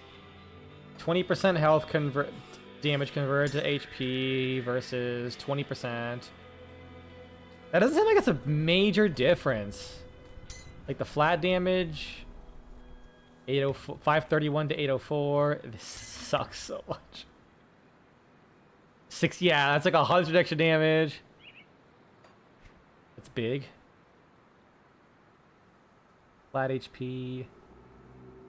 Oh yeah, you're right. 10% armor. Yeah, the +2 is honestly kind of nothing overall. Unfortunately, I was hoping it'd be like Path of Exile, or going from like level 19 to or level 20, 21 is like a pretty fucking big boost. But nah, just kind of like a simple level. Wait, Blast Shield? Hold on. +2 to Blast Shield, 1.2 recharge, brings it down to 7.5. Chaos resist, elemental resist, physical converted to fire. Ah, but I lose a lot of retaliation though. And it blocks about as much. Doesn't increase my armor, it looks like. My chaos... it would cap my chaos resist, though. It could. I'll think about it. But so far, I don't have problems with tankiness, so I don't think that's necessarily the most important thing right now. Like, usually the 1.5 seconds of Blast Shield is not going to be the biggest deal. But, like, seriously, the fact that it actually organizes the skill augments make it so much more readable. Because I feel like usually I wouldn't read the skill modifiers too well, because it's like a giant paragraph of nothing. But the fact that it includes, like an icon and separates it it's fucking clean. I am glad I listened to you and got the UI buff. A commando using an acid build? Interesting. It's acid retaliation. And since all of my retaliation damage has been, like, outside of the boost from Overguard is all general, I pretty much pick up whatever Wait, why do I have more acid modifier? I guess I do have an acid build. What can I say, bro? The LSD hits hard. Next thing I know, I'm being slammed by 40 dudes, and I wake up and just surrounded by dead bodies. You'll see a lot more shields, a lot more of that shield as you play. Yeah, because it is a monster infrequent, you're right. Which is it's such a delightfully clunky name. Like, it works, but monster infrequent just does not quite roll off the tongue. But yeah, pretty much, I think... Oh, yeah, my devotion point. Grab that. So then I can grab, I think, this bastard. Yeah, retaliation. Where am I getting the acid from? Yeah, because almost all retaliation is coming from... It's like an all source. On Ultimate, they're basically monster commons. Let's even be the acid retaliation.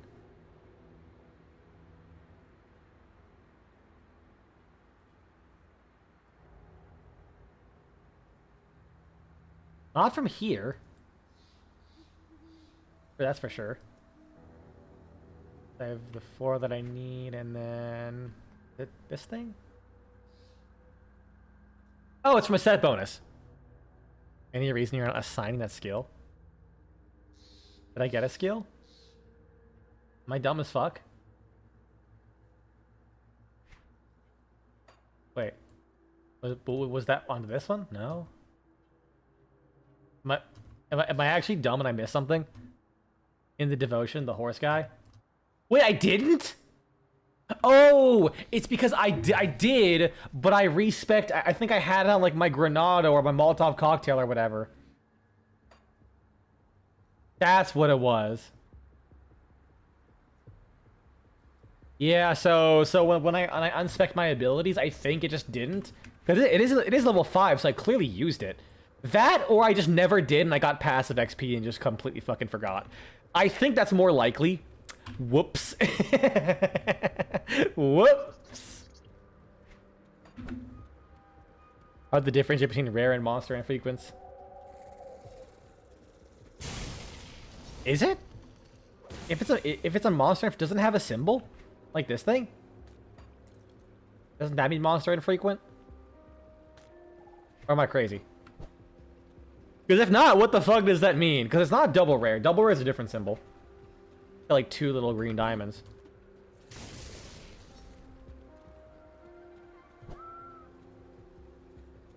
That skill's not ready. You just lose filter, don't see rares at all. Oh, do you only play off like monster infrequents? Interesting. Me, I always feel nervous that I'm missing something really fucking good. You almost sell them when crafting and using them. Oh, okay, I see what you mean.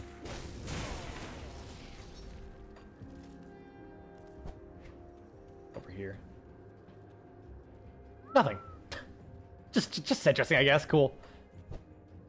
Unless you're broke, yeah. Huh. I always just feel bad that I might be missing something good.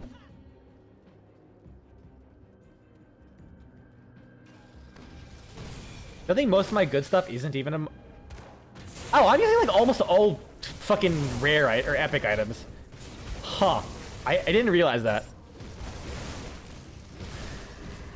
You know, I probably should pick up more shit to sell.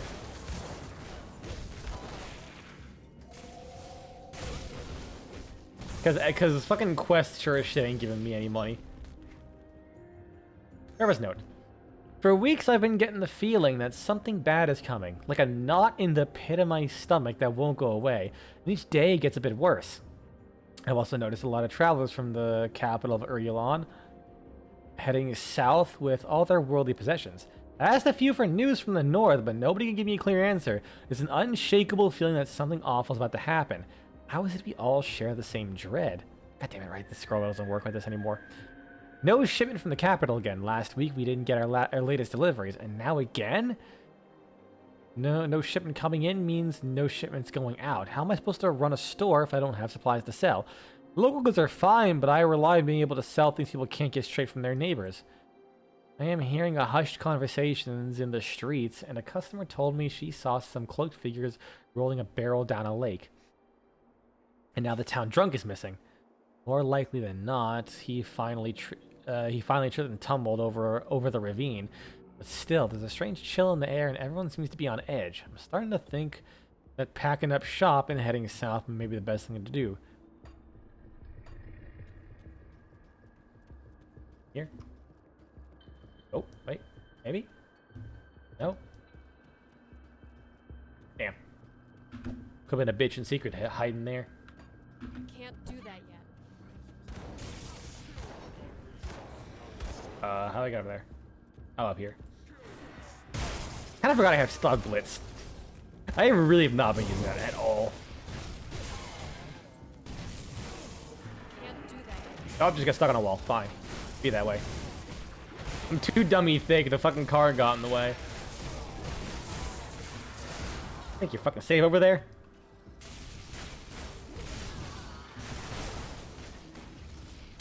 You just charge in their face. Throw a fucking grenade point blank. Assuming they don't get blown away by my absolute heft. Resistant blood sworn remain of the void. Less damage from chthonics. Thermite mine. Or hellfire mine. Is it? Yeah, it is hellfire mine. I was like, I'm not reading that wrong, am I? You watch some stream that that certain place is blocked unless you have the DLC. I have all the DLCs.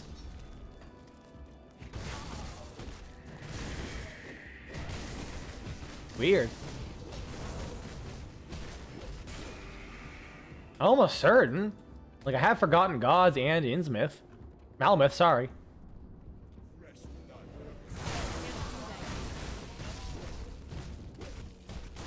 Unless it's like another DLC I'm forgetting, but I'm pretty sure I have them all.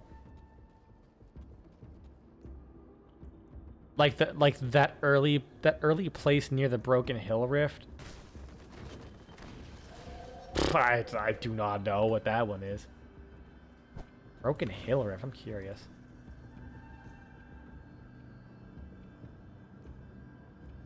Like all the way back here? They're blocked by secret quests too. That might be it. But nothing where you're at. Okay, good. I'm not going crazy.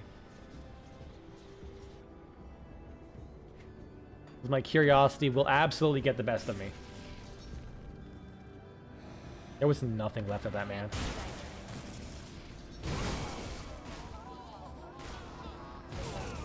Now I think I know why it's called Granado and not Grenade.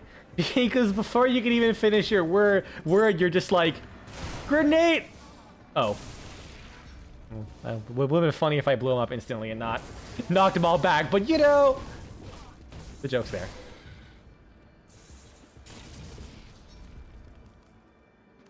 Be gone. I just love so much. You have like all these classes of magical bullshit, and you just have this dude running around with a grenade. How's it going, buddy? Grenade. All right, I'm out. Peace. The next DLC possibly provides a location for the base game. That'd be cool. Vitality resistance. Can you please stop? Thank you. Physical damage, chaos damage, fire damage converted to chaos damage, extra health. Yeah, I don't really get a whole lot. I think my vitality's capped. My vitality's good. I just need chaos and aether. I mean, I need the other resistances too, but for now, chaos seems to be like the main priority since I'm fighting chthonics. Yep. Yeah, hopefully. More shit for the base game would be cool. Was watching someone play a grenade huntress in PoE 2. It proved bombs are the most satisfying things to play. That's what I'm saying, dude. Dude, when I played Divinity, or not an ARPG, when I played Divinity Original Sin, my main character was a tinkerer, where I had one hand. I had a one-handed axe because axes are cool, and I had an offhand free. If you have your offhand free, you can get a talent that allows grenades to cost one, or throwables to cost 1 less AP, and have like 5 meters extra throwing distance. And I just crafted like tons of random grenades.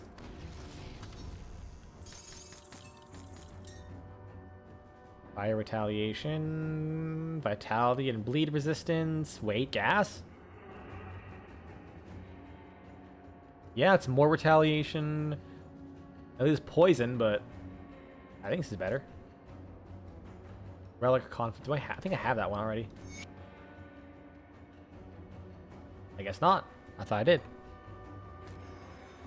Wait, is there straight up just like actual just bombs in PoE 2 and not like the grenade launcher weapon type? Cause if so, you're making it really hard for me not to play, or to wait for the game to come out. Oh, it's off from the crossbows. Ah, damn. So it is kind of the grenade launchers. I mean, I still might. It's tempting. I just like throwing things. That's more my speed. Flame branch. It's on attack.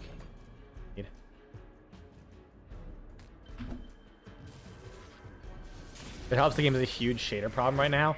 That does help. Thank you.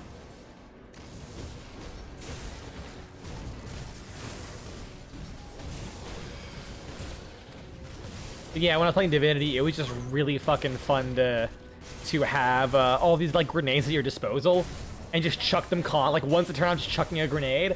And it was extra fun because when you have a inventory slot free, like your offhand free, you gain a really powerful ability act. Oh, constantly? Oh, that's even worse. I thought it would just like run like ass, but that's fine. But constantly freezing is even worse.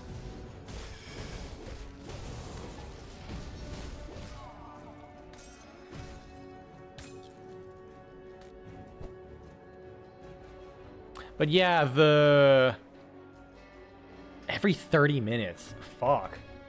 That's brutal. Alright, so what do I want to do first? So if I do him, that's retaliation, armor, all retaliation, health, all retaliation, armor and shield damage blocked, and then more shield damage blocked and some retaliation. Versus retaliation and physical retaliation. Shield, more shield stuff, and a bitch load of that. I think for retaliation, this guy would be the best one first. So I'll grab that.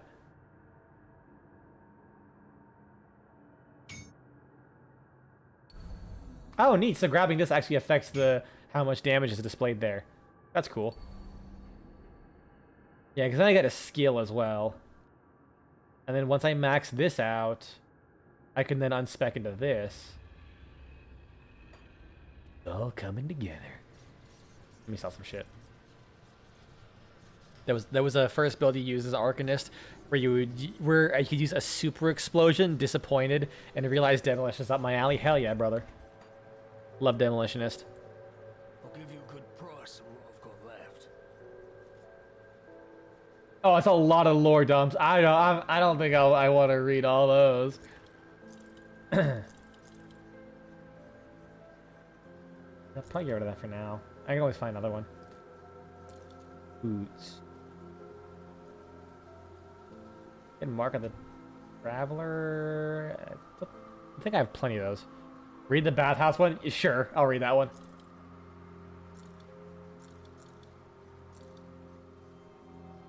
Fire retaliation. Yeah, still worse. Physical retaliation. Yeah, not as good. Just make sure I'm accidentally sell something that I do want. How does this compare to that one? Fierce resistance, elemental resistance. A lot of HP. Man, both same amount of HP. And the main difference is this one gets spirit and... Yeah, just sell that one. Keep that one.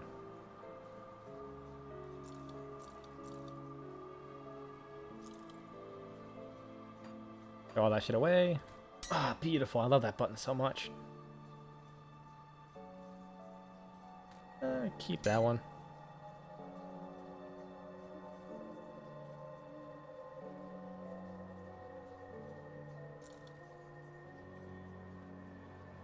Mark of Oaths. Yeah, it's not really doing a whole lot for me overall. What is this? Oh, Remains of Malkadar. I forgot to grab that. See you around. Alright, so I'll swap these boots out.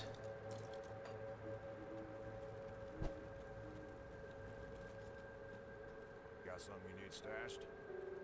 And Mark of the Traveler. Oh yeah, plenty. What about these? What do I put here? Nothing tier 2 though. Just. It would be nice if. Wait, does it highlight one's on? Out of sheer curiosity.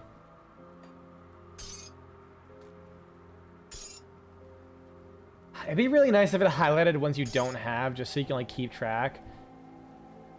Like maybe you can like make one of these things. That's a bullets. I know that doesn't work on that. It works in shields, all armor, all offhand shields, all armor. Don't really need that. Shields, weapons. Using shields, chest, shoulder armor, all armor. No boots. All weapons and shields, all armor. Try right-clicking on them.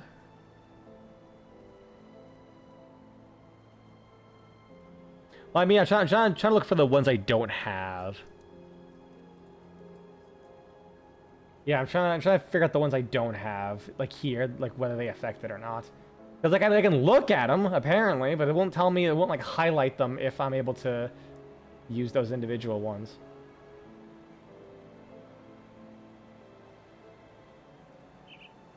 Head armor, amulets, hand armor, not head, or boot armor. I guess other than that, yeah, there's not much else that applies to boots. Huh. Alright, fair enough. Let's put that back on there.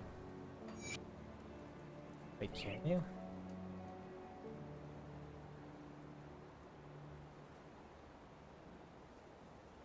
Oh shit, it does.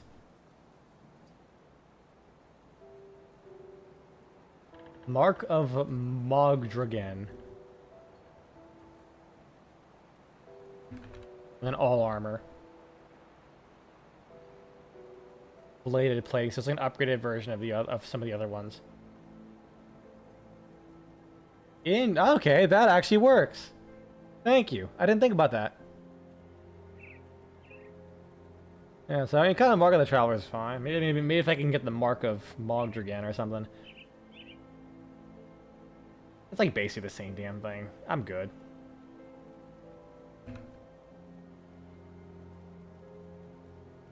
I guess I'll sell that. Don't need to go out of my way to extract it. I probably can, but it's not enough of a upgrade for me to really worry about. I'll do the best I can with what I've got. Let's see. Mark? Guess not. Some of them might be drops because I definitely have not crafted all of those. Like if I crafted any of them, yeah, definitely. Because I remember picking up an unholy scripture. Far right tab. Was I not far right tab? Any more scrap? I thought I was. Yeah, I was far right tab. Yeah, it's probably a blueprint thing. You happen to find him. Be really funny. Like he's a bathhouse. The process of collecting bloods was so slow, it was driving me crazy. So I set up a 2-tank system, then rigged the public bathhouse plumbing with a drain switch. Now we can drain the water from the tubs back into the water tank, but when I flip the switch, the drain will go into the second tank, where the blood can then be stored. However, the pulley system with hooks was the crowning accomplishment. It hides out of sight when not in use, but when we're ready for sacrifices. Zarya has provided me with nightshade root to dissolve with the bath salts. And then with the hot water, it should lull our guests to sleep. Then we drain the water, perform the rites, flip the switch, and collect the offerings without spilling a single drop. It took some effort, but I'm proud of what we set up. It's the first in the mass collection that will speed up the process. I can't wait to tell the others. I like this guy. He's just so excited about his fucking engineering for, like, blood rituals. It's so fucking funny, actually. Whoops, wrong one. Wait, you actually can? That's so good. Where is it? Have I passed it, or is it coming up? Did he try to run at my grenade for a second?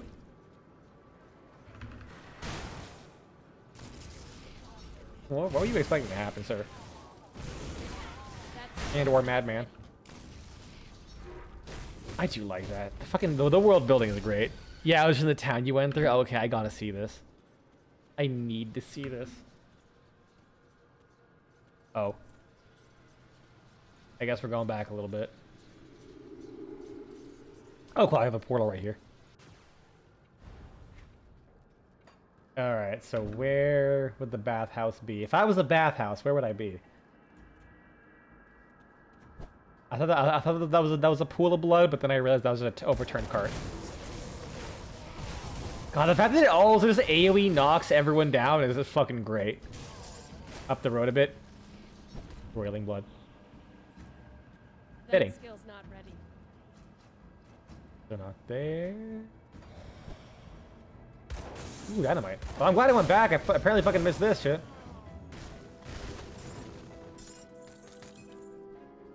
Funny. I saw 400 bits and I'm like, I'm not letting that get away from me. They're not there.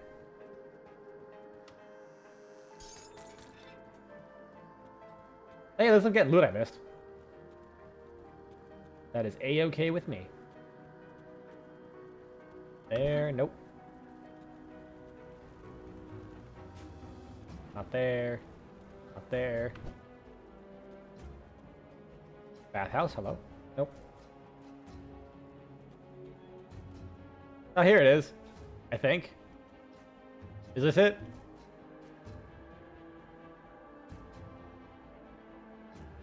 It just sounds like people hanging up, no, I don't think so. It just looks like a bunch of random bathtubs. Oh, that is it?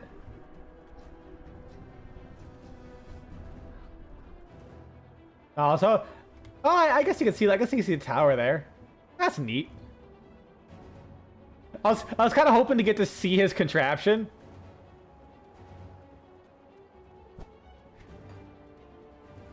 Alright. I think I'm actually closer. Yeah, I guess they really don't need to hide that shit anymore.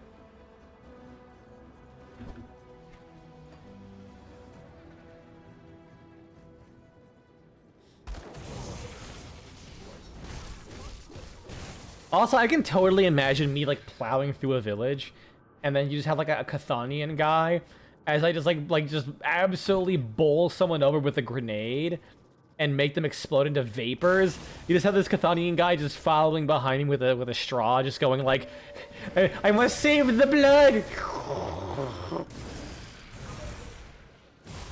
It's where you find the note. One of those things that gives the world life. You know, I didn't even think about that, because I usually don't read them till after the fact.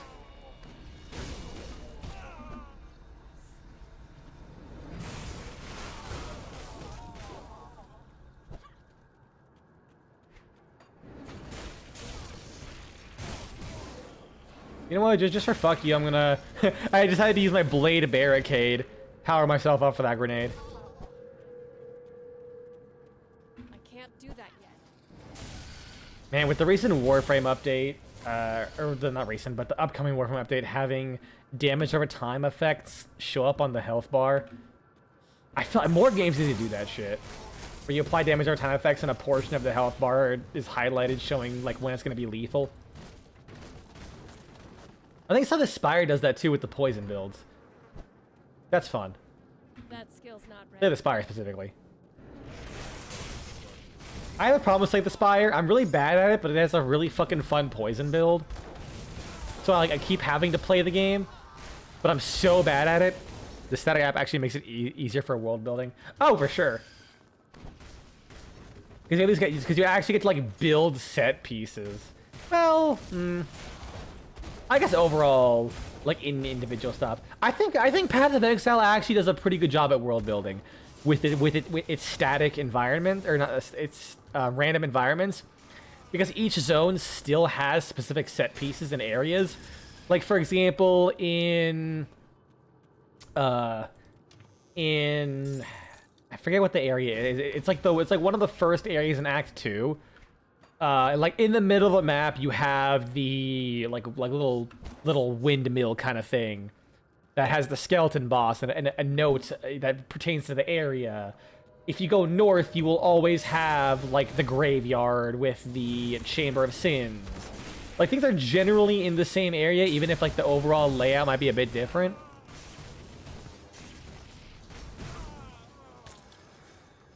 Blade Dancer's Talisman. What's this? Eh.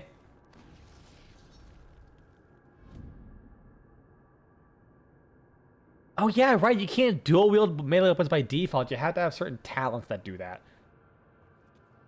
But I will say Grim Dawn definitely does it better. More of a focus. Alright, what the fuck did Mogre say? Also, yeah, that'll be great. Also, speaking of update, Pablo answered some questions about how Ornstein and Smo work, and to your dismay, only the primary one can be subsumed. Yeah, I read that too. I was a bit sad. I mean, I get it, for sure. I'm almost certain. So when they talked about how you can only switch whichever is the primary one between Ornstein or Smo, I answered for context. It's literally not Ornstein and Smo. The two new warframes are named Orion and Sirius, or Sirius and Orion, either one.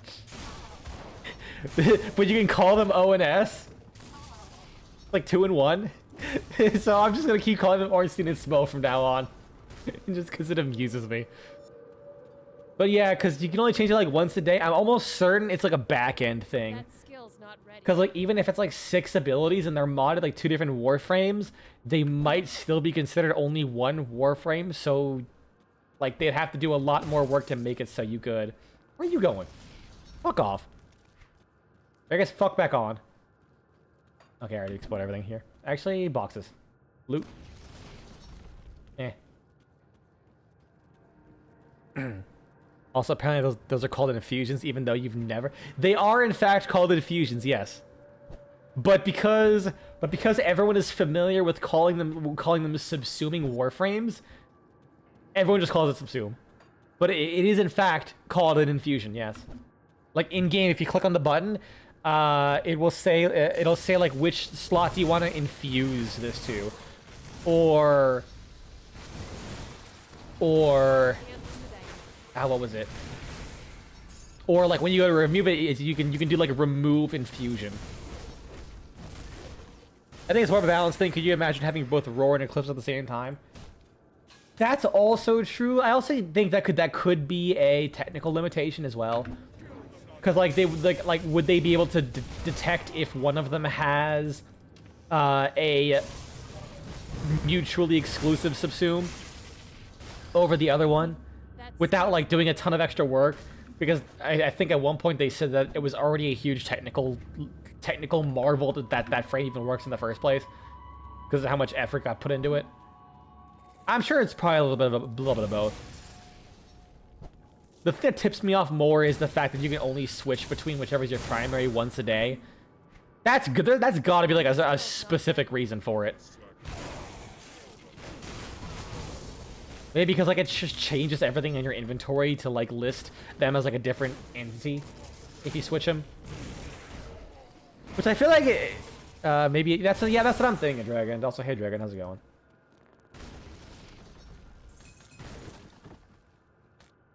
I wonder how much better it would have been if you just had 2 versions in your inventory, where one was the primary, one was the secondary.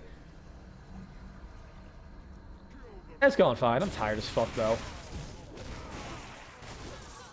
Oh yeah, I didn't mention the. Where did they mention they could change the primary one today? It was one of Pablo's tweets. I think it was a reply to the series of tweets mentioning the subsumes. He was like, yeah, you can only infuse like one ability and only on the primary one. And then someone said, well, what do you mean primary? And he said, well, the primary one is the one you pick, and you can only change whichever is the primary one once a day. I was like, oh. That's awkward. Like, realistically, I think that only matters for Helm and stuff. Or maybe Archon shards, depend. Oh my god, it's a lot of enemies. I'm gonna let them pile up. Ooh. Okay, so if it's a double rare monster notable, then it also has like a gold border instead of the double rare icon. Good to know.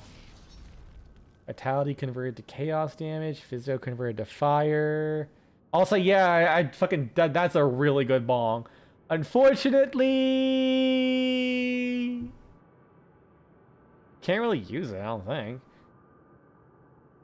Yeah, because it doesn't really do anything for me.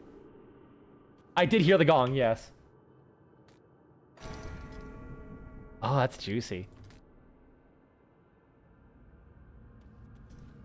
That's unfortunate, but you know what? That's the lottery I subscribe for with these games.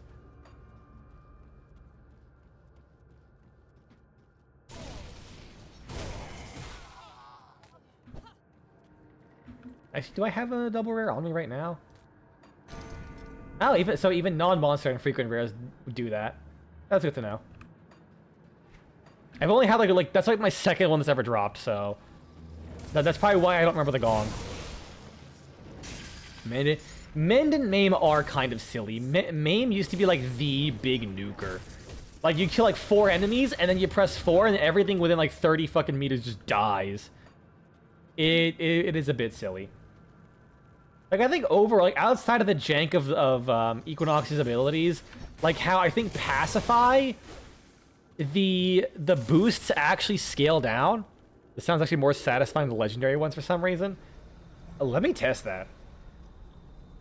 Because I have 1 legendary in my chest. Because if I recall, Pacify isn't listed, but the damage reduction that's applied to enemies has fall off. Like, that's not the only ability with fall off in the entire game.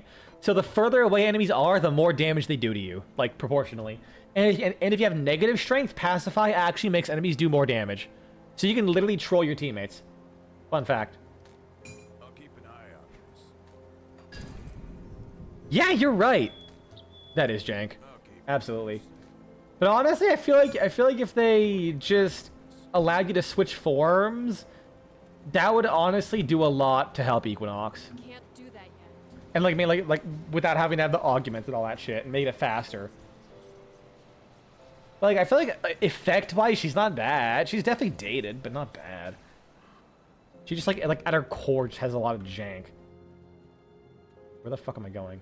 Then I came from this way. I already got lost.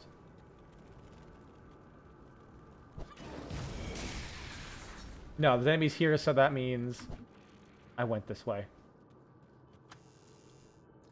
Okay, I need to go this way.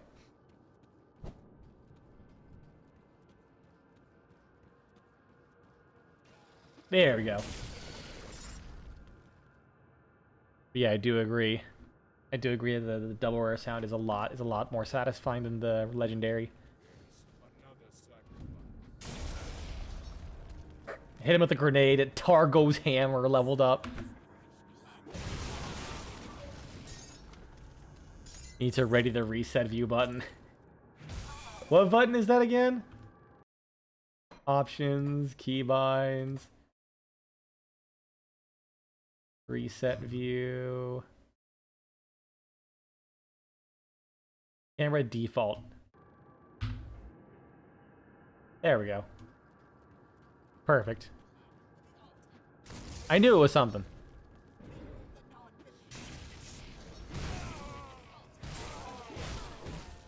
Yeah, I have no idea how the Archon shards are gonna work. My assumption is it's probably gonna be the same thing, where it's really just whatever your primary one is the one that gets the Archon shards, or like is the one you apply the Archon shards to. But it could be neat if they get shards differently.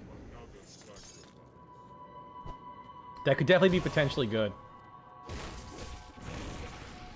But I imagine their stats like are relatively similar, so you like what they need and don't need maybe. So hopefully it shouldn't be too much of a deal that if you that you won't be having shards that are useful on one but bad on another. I can tell you one thing's for sure. If I run a persistence build on them, it's probably gonna suck if you have to put 10 Archon shards. The best sound in the game is a Nemesis approaches Foghorn. Really? Okay, then I've probably never seen a Nemesis. Because I have not heard it. Is like a sound clip I can look up somewhere? Grim Dawn Nemesis sound.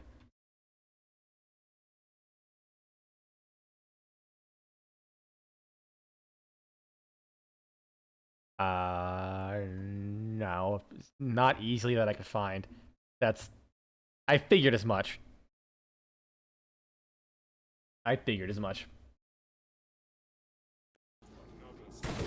Like maybe they'll like have the sound effect somewhere in like a random obscure Steam guide about the Nemesis enemies.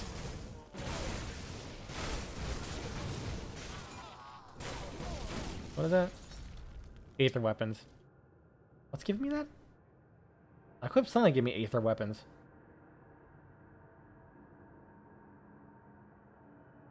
Oh yeah, this one. Because it gave me Aether retaliation. Can you drop a link? If you got the sound, sure. Yeah, go for it, man. Shoulders, less armor. A little bit more retaliation, but I lose a lot of resistances. Alright. Yeah, just YouTube especially. Open link. Hope it's not too loud because it's a short. Oh, it's a meme. Alright, well, in case this is actually funny, let's just pop this open in a window browser.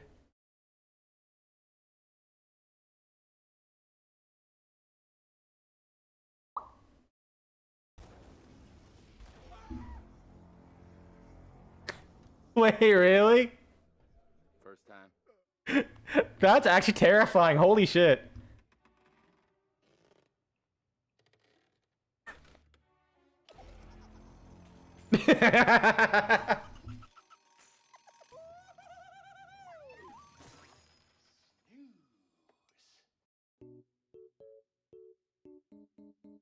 Is it gonna... I can only imagine what's gonna be like for Ultimate players. What would have been your last words to Drew? Run, bitch! Oh god. Ooh. I choked on something there for a second. That's pretty good. That actually is terrifying. I'll give you credit. And that's basically completely random, right? They changed the spawns a while back. They used to be static spawns you'd hunt for. Now they hunt you. That's good. I like that change. Like I can kind of understand why them not being as farmable could be annoying, but like stylistically, that's way cooler.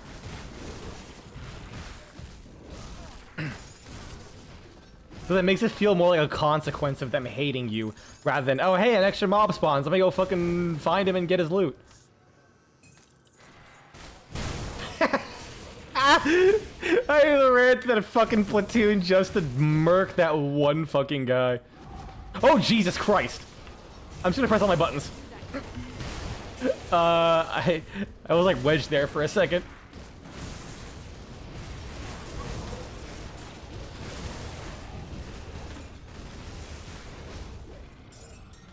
Why'd I hear like the heartbeat sound? Like I was all on health, even though my health never really dipped down that much.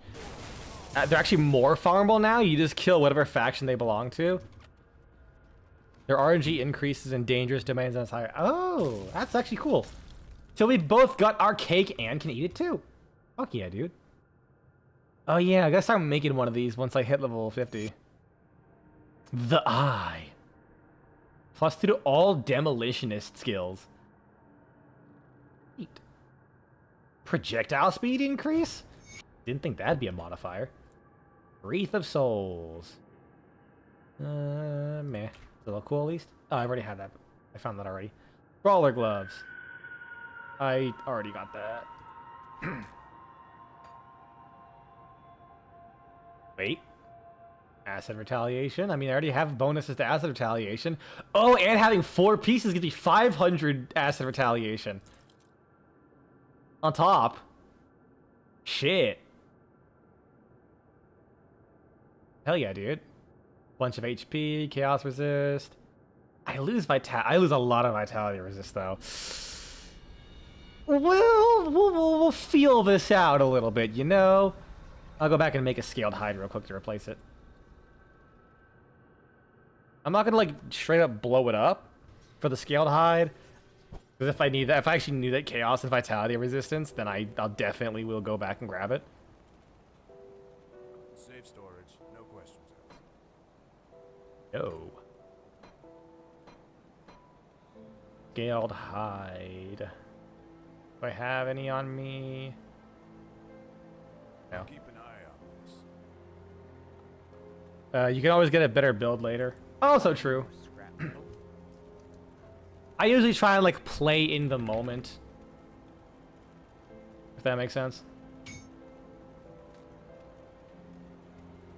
Like I kind of like to just like Go on now. not treat what I have going on now as I'll get better stuff later. I'm not at end game yet. Because if so, I'd be fucking done with this game right now. I'd be like, you know what? I'll just run through. It's fine. Oh, I died. Maybe I should then start working about the armor. Get fucked. Yeah, what's my armor at?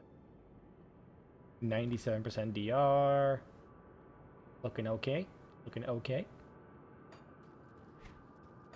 I wonder, is there like an armor that makes a certain part of the body have a higher chance to be hit? That sounds like... Yeah, honestly, that's a good point. I really am. I didn't think about that. But yeah, the fact that I actually got fucking foot... And it's a set that I need, too. It's not some random bullshit. It's like actually one that I... Not need, but like wanted. Because it gives me tank and retaliation.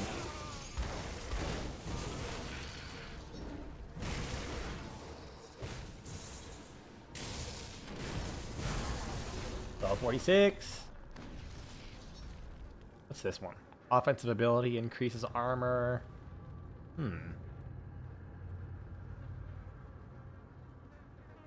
How do I do that? That just increases the AoE. Yeah, not too important. Demolitionist. More Granado damage, I guess? Yeah, more actually, upgrade this. That'll just give me some more retaliation damage globally. It'll help.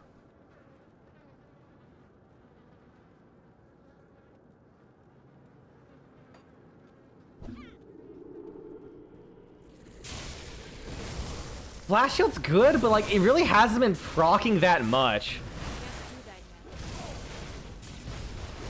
yet. Like I'm so tanky right now that like outside of a couple instances, it hasn't been doing a ton for me. Because like usually my health is like above the 20% or whatever the threshold is. What is it? 60%. Yeah, I guess it procs sometimes. But it hasn't exactly been like a mainstay. Which is fortunate. Probably maybe next couple levels I'll put some into Blast Shield. Because I'm sure I'll start getting my... It's one of the skills. You only notice it when you need it. Yeah, that is fair. That is very fair. But also I also have Menhir's Will and Overguard, so I kind of have like multiple layers. Can I jump in the hole? No. Wait, Dark Veil Gate, isn't that the end of the game? Am I remembering this right? No, it's not.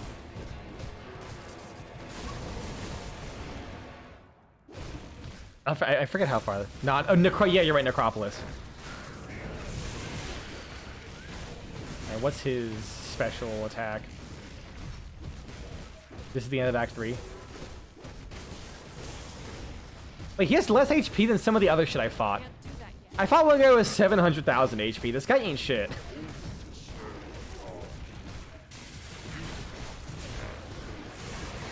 Yeah, he ain't shit. I fought way worse stuff already.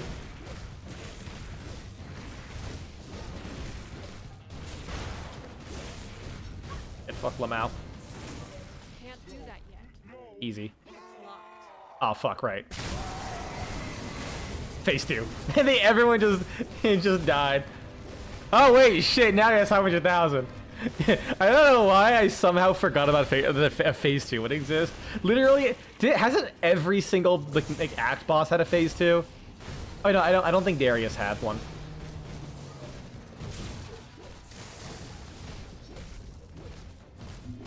That's Like so, I think like most quest bosses have had one as well. Well, I guess this will definitely put the loss of chaos resist to chaos and vitality resist to use.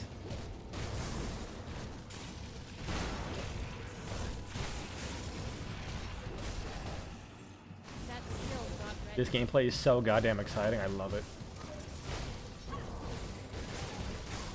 I'm not even being cheeky. I just love being tanky as fuck.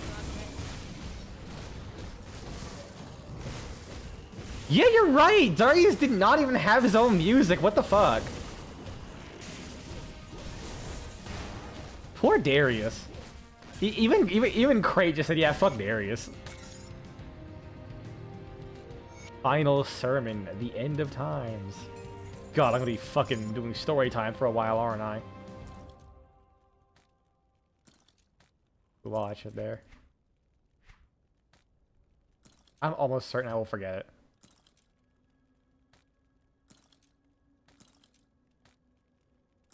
But I don't want to like accidentally like have it clear. I want to have it clear my space primarily.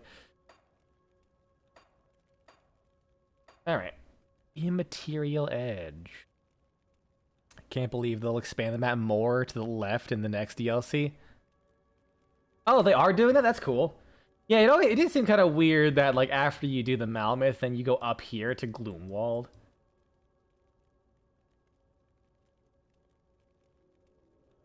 I guess it kind of makes sense because you kind of did this for Act 1 and then had to go all the way back down for this.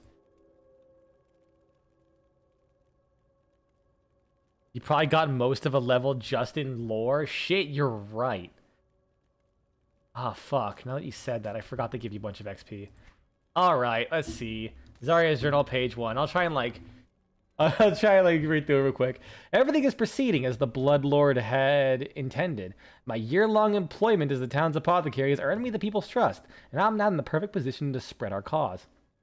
And there were those who refused to listen to reason, who refused to embrace the truth that is Chthon. My position as a healer has made it easy to take a life without arousing suspicion. A little bit of powder from the Asterkarn nightshade root mixed in with the prescription will put anyone to sleep for hours.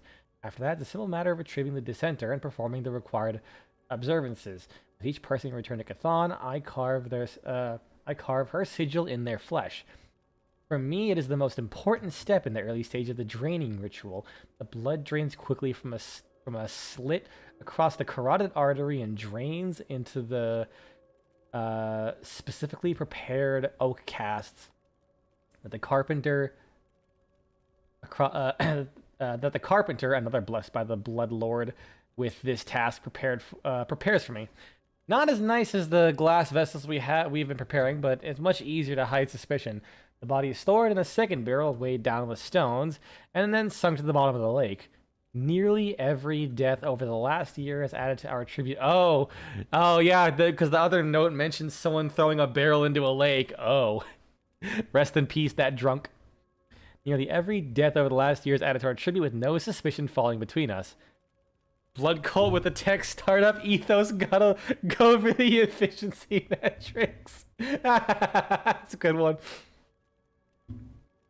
But now, with the servants of the false gods arriving at the capital and spreading havoc across the empire, our time has finally arrived to reveal ourselves from the shadows and usher humanity into the end times. All shall receive the gift of reunification.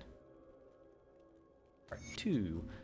I've been informed by messengers of the Blood Lord that the preparations for the resurrection at the necropolis have begun. A quick question: is there any notes that specifically like refer to your like player character? Like, is there someone who's like, oh shit, oh fuck, I hear about this guy who just tore his way through the countryside single-handedly. Fuck. Like, someone who's like talking about you, and like a note that's written recently and not like before everything happened. With them gone, wait. Our time to seize the town is now. The sheriff and his peacekeepers will be dealt with first. With them gone, the remaining civilians will fall in line with our doctrines or be harvested for the ritual. That's later? Good. I'm glad it exists. I have already dispatched my loyal Bloodsworn to barricade the Darkvale gates, trapping the refugees inside. They will all fuel the ritual in due time. Once news of this reaches the Black Legion, we will have to prepare for a counter-assault. I'll personally see to converting the frightened and misguided who remain in Darkvale. Most of the time you show up and there's no one left to write notes. That's a good point. That is also a good point. I mean, someone like Darius knows about us and like knew about us ahead of time. For sure. Maybe he could have done that. I'll also personally see to converting frightened and misguided who remain in Darkvale. If they will not join our cause, then they can dance at the end of the rope and be drained as encouragement for those who have yet to choose. They must all learn that there is no place safer than under the guidance of the Blood Lord. They must come to an understanding that there is no peace to be found in the lands to the south. Only the warm embrace of Cthon we will truly find where we belong. Part 3. Guess not. Final sermon, the end times. Bloodsworn supplicants of Cthon, it is with great pleasure that we gather here today for what will be the final sermon to you. The ethereals are special like that since... Oh, that's a good point. Although I thought he referenced that he had contacts. I guess it could also be the ethereals in hindsight. You've devoted yourselves completely, forsaken all past relations, earthly possessions, and free will. You have proven that you're finally ready to become part of a greater whole, to receive the glorious gifts of reunification. I must remain behind with the others to finish our great work. Yet, even as you depart your lives, you will advance this broken world one step closer to the end time, the time when the dismal, suffering world will become reunited with Cthon, making the oldest of the old whole again and righting the great wrong perpetrated millennia ago by the false gods. These upstart gods who manipulated the course of our existence set themselves up to be the objects of worship and have lived off the blood and toil for ages. The end times will also bring doom to the wayward ethereals, past agents of the false gods who were betrayed and cast into the formless ether once their purpose had been served. They have hindered us, slaughtered our brethren, and tried to claim dominance over this world. Yet we must also thank them, for it is with the ethereals who have unwittingly made possible our ascension by destroying the Empire and its Inquisition. No longer does the Inquisition hunt us, suppress our truths, or deny us access to our sacred places. Unshackled from the strictures of the Empire, people have awakened from a false dream of civilization, and our ranks have swelled. Not knowing the history of our world, the ethereals are ignorant of the doom that we will awaken. Oh, I thought the Chthonians were kind of like a side plot. I think they're the main plot now. Fuck. They cannot surmise our endgame, and once they realize what they have set in motion, it will be too late for them to stop us. Our most devoted brethren march with legions of the void for Necropolis. They need only prevent our enemies from breaching our final line, and even as they attack our forces, the blood they spill will feed our resurrection ritual, where once we suffered our greatest defeat, our ultimate triumph will be reborn, and the Logurian forerunner of the end time, will carry the thousand screaming voices of Cthon into the world and usher a new age. That's the neat part about being a multi-pronged apocalypse. They're all main plots. That's also a good point. Shit, we're fucked. Okay, this is short. My whole life I have reveled in spilling blood. For years, I have been driven to hunt in the shadows, lurking and hunting alone. But I am alone no longer. At last I have found what is called to me. Cthon has whispered to me, and the grim dawn has released my shackles. Now I take my pleasure, and collect the blood for my lord. It fills my heart and warms my soul to watch the last drops of blood flow. The old war was not understanding of my need, but now.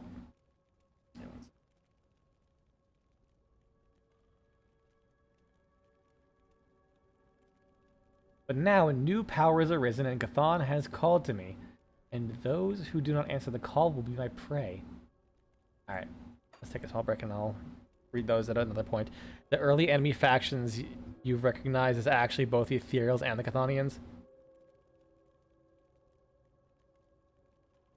Every cult and asshole god in the land stirring the pot at the same time. Gotta take their chances.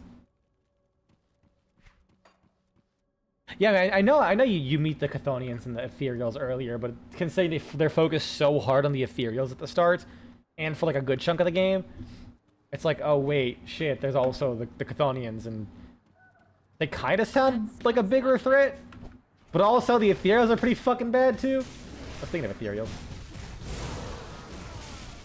At least I can kill them both equally with as little remorse.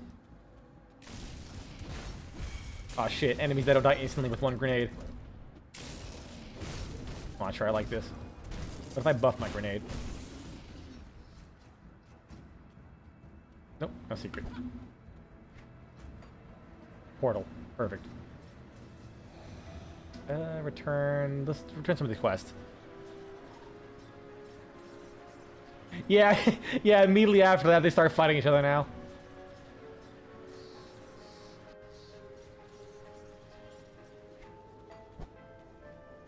Oh, it does kind of sound like the Chthonians have a leg up because they can just summon demons, whereas the Ethereals need to possess people, it seems like. There you go. Why do you have such a grim look on your face? What happened out there?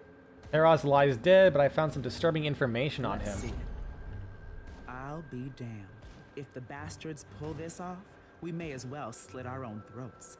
This scenario was well beyond my pay grade, or would be if I were getting paid. You will need to bring this to Creed's attention immediately. The Inquisitor? I've already informed Creed of your recent actions. He is most eager to speak with you. Show him what you've shown me. He needs to see this. The Ethereals doesn't actually have the constellations to deem them important. What is this? Bleed resistance, health, all damage, spirit. Oh, I already had that before. I'll speak of them once. Inquisitor Creed is one of Irulan's chief exterminators of the occult and the strange. Incidentally, he was outside the capital during the fall as he was tracking down just how deep the ethereal corruption ran. Creed has played a critical role in the Legion's activities after the Grim Dawn, coordinating assaults and providing insight on the enemy. We also never see the worst of the Ethereals. The closest we get is Malmoth, but the rest of the Empire is getting railed hard. Oh god, it gets worse? I didn't know about the Ethereals. He has it on good authority. Now stop it with the questions and go speak to him immediately. I mean, fair. And that's Olgrim. You're here. There you go. Good. We have much to discuss. I found these notes on Kairos. I've heard of this ritual. It has been performed only once before. Wait, is Inquisitor Creed the guy who got locked up? We say not good. The cult must not be In, allowed to see us through. in Must make haste to Fort Icon at once. the Warden's prison? Or is that a different Inquisitor? It is? Oh, hell yeah. This guy's a badass. I like him. Where do you need me? With the cultist ranks scattered, we can once again reconnect with the main Legion force to the north. And just in time, too. Based on the information you've brought back from Kairos, we need to immediately send all available forces to the necropolis and stop that ritual.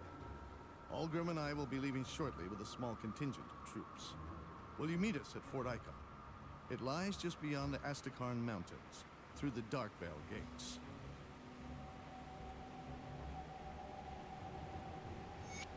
are there any notes I can read about Olgrim? Because everyone just says he's a badass, but like unlike Creed, I haven't actually like seen what he can do in action. Give you a good price on what I've got left.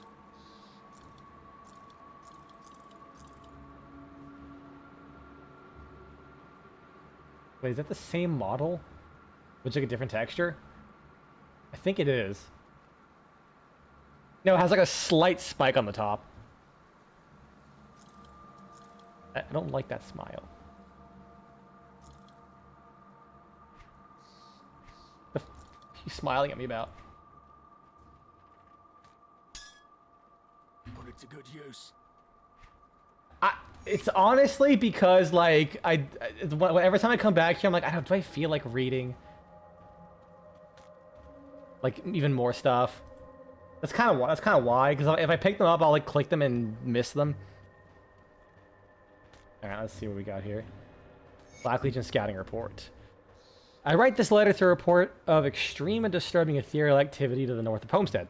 I set off to the foothills and made my way through the warren of low stone walls, fences, and occasional farmhouses. I was careful to move in secret and remain undetected from the horrors that still roam the fields unchecked. I made it to the valley of the two hills near the river and witnessed something I can barely comprehend. An unearthly black pillar that was neither stone nor flesh, drifting slowly across the land as it would alone. What the fuck? A sickly green glow burned at its core. Oh, is that the herald? Also, that blue book near the 7... Wait, did I miss something? I'll finish reading this first. Sickly green glow burned at its core, and great writhing tendrils hung... Yeah, it is the heralds. From somewhere underneath the shifting black shell. I watched it in mounting dread as the unholy obelisk slowed, and then, without warning, burrowed its hooks into the dangling tentacles into the ground. The ground began to wither and glow with the same unwholesome green. Unwholesome. that kind of seems like it's softening the blow of what the fuck's going on.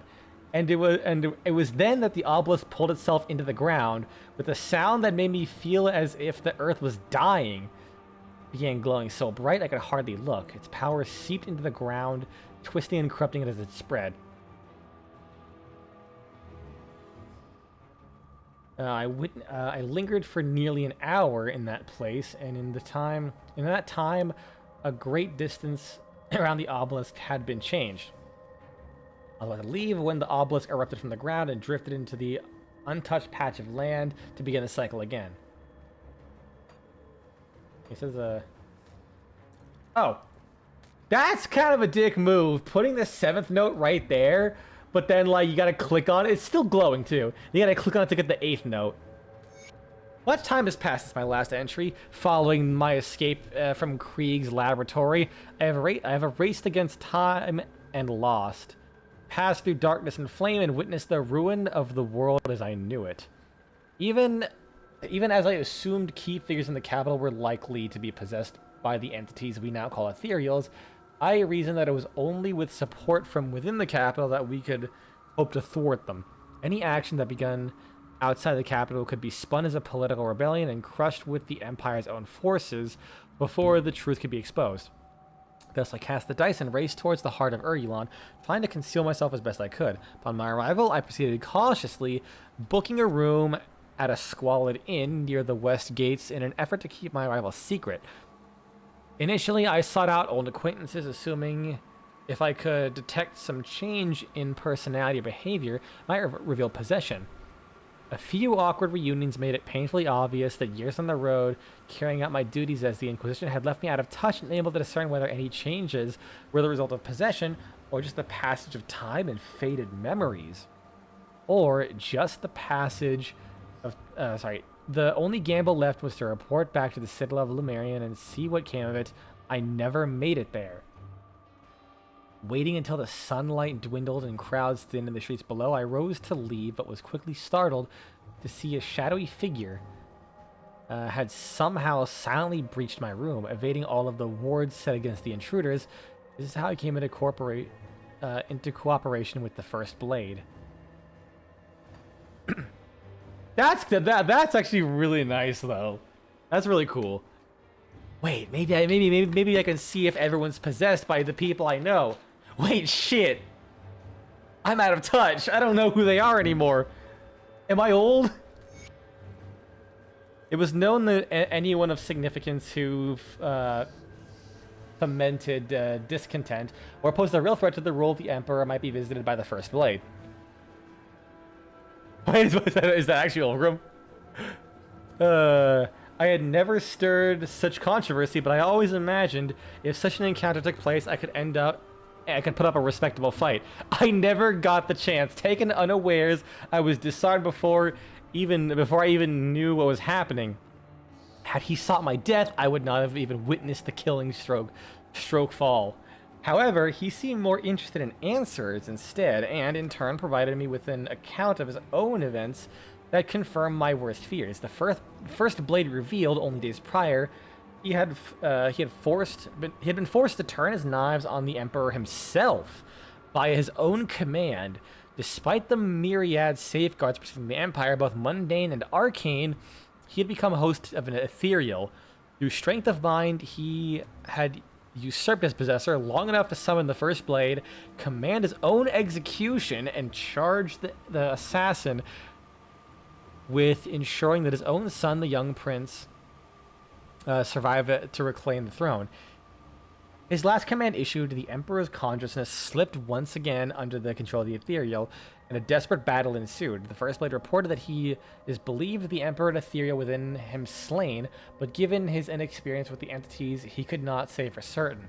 He relayed that he had secretly taken the prince and put him into hiding, but declined to elaborate. The First Blade said he intended to retire his imperial title and chosen the name Ulgrim. I'm be curious as to whether or not it was intentional reference to the mythical character. That he did not just name himself like a fucking comic book character. Wait, I fucking love it. I love this. I say mythical probably means like a god or something, but I like to imagine he's just like paid like just named himself Bruce Wayne or some shit. A final troubling detail was that no proclamation of the Emperor's passing had been issued. Not only did this demonstrate the Ethereals had sufficient control of the palace to conceal the death, but given the fact they couldn't hope to hide the Emperor's absence for long, it suggested the next phase of their operation was imminent. I strategized with Ulgrim long into the night, formulating a plan to counter the Ethereals, but ultimately we agreed that we could not defeat this conspiracy in time. The only course of action left was gather whatever people and resources we could, go to ground and weather the coming storm, then find a way to counter the invaders. We agreed that the Black Legion would be our best hope for securing allies, as a conscripted army of criminals, debtors, and the political dissidents bound to service. It seemed unlikely that the Ethereals would have any reason to infiltrate them when they could control them indirectly through the military high command. The next step was to discreetly make contact. Fuck, that's actually cool. God, I love that. I actually, like, normally I don't really get too into the background lore of stuff, but this is actually really fucking well done. That skill's not ready. And now I go back.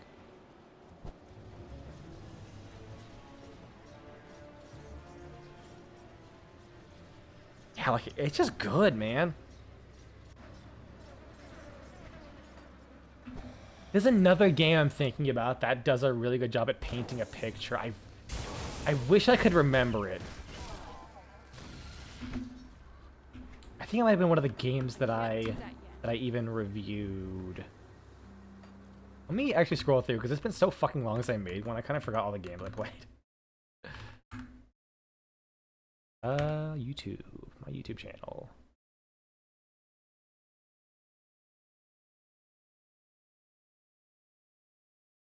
What do we got here? Videos? West? No, I don't think it's that. Definitely not Dark Tide. More Sekiro. Might have been Remnant. That'd probably be my guess. Remnant has some fucking great writing. I'd love to see this as a CRPG if I trusted Crate to be able to finish it in my lifetime. Oh, yeah. Yeah.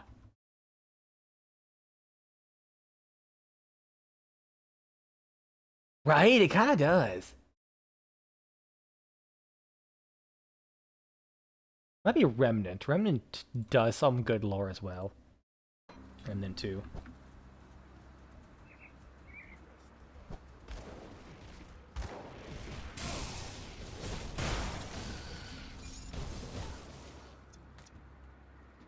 Yeah, I would absolutely kill for a Grim Dawn ARPG. Like imagine a game like maybe not after the fall, but imagine like doing like an Inquisitor Creed like game, like just focused around like him slowly like trying to like suss out the actually no, he started doubting the Empire after he came back. But just maybe not like him specifically, but just any Inquisitor, like someone investigating Chthonians in like a. Actually, no, isn't at the start of the DLC, imagine a CRPG that was like really tight-knit, but involves that one like town of cannibals. Like expanding that outwards of like you see this town, you see something weird, then you kind of expand it into like an Inquisitor learning about the ethereals and all this kind of shit. Funny, the farthest frontier is actually considered a Grim Dawn prequel. Wait, is it actually? Is it take place in the same world?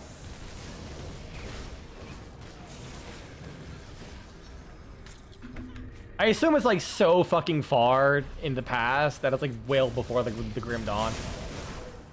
So like a lot of it doesn't necessarily matter. That's the beauty of it. The whole game takes place around one little lake. There's a whole... Wait, dead ass? Wait, you're right. This is just one fucking like this is like 2 states or some shit. Holy, I genuinely thought this was like most of the world. Honestly. What the fuck? You're right. I didn't think about that. Holy shit. Yeah, no, they have plenty of room to expand on this.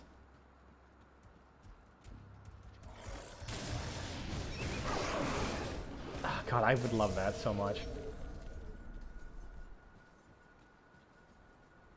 You never realize you don't actually change map cells. That I did realize. That was always like a really nice thing I liked about this game, is that like outside of like having to go through transitionary areas, like, you know, whatever the Broken Hills area is, I think it was, like the Arcovian city. Old Arcovia. Yeah, it's like just a straight line.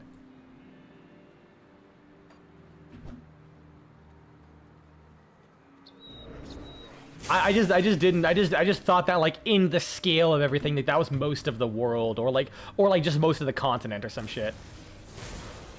I didn't realize it was like just one big ass lake that everything's surrounding in. But I guess it makes sense considering it's like relatively walkable. In quotes. Is there something in the middle?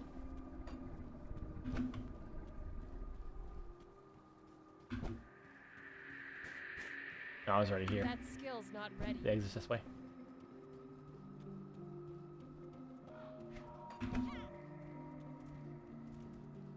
Yeah, I like Path of Exile for the gameplay, but honestly, for like everything else, I kind of just like dig Grim Dawn so much. It's a good ass game. I forget what made me even try Grim Dawn. I think I just like randomly heard about it when I was listening to Total Biscuit, and I was like, Grim Dawn, eh? Let's give it a shot. And I was like, wait, this fucks? I think Grim Dawn actually might have been my first ARPG. Your eyes glaze over when you think about Path of Exile story. It's... I really can't speak on it because... Oh, like so much of it... Like, there's so much dialogue to get through. And if you just kind of keep walking forward, it's, you end up, like, skipping so much of the context of the story. Like, why is Piety alive again? Why is so-and-so? I just felt confused. Like, even playing Grim Dawn and not paying attention to the story, I still understood what was going on. Generally. Is he just confused? What the fuck? Prismatic Eviscerator. And I don't like that. Blueprints. Tasty. Add up spell, but I thought I had that one, but okay. Incorporeal Winds. That's a shitload of damage. What the fuck?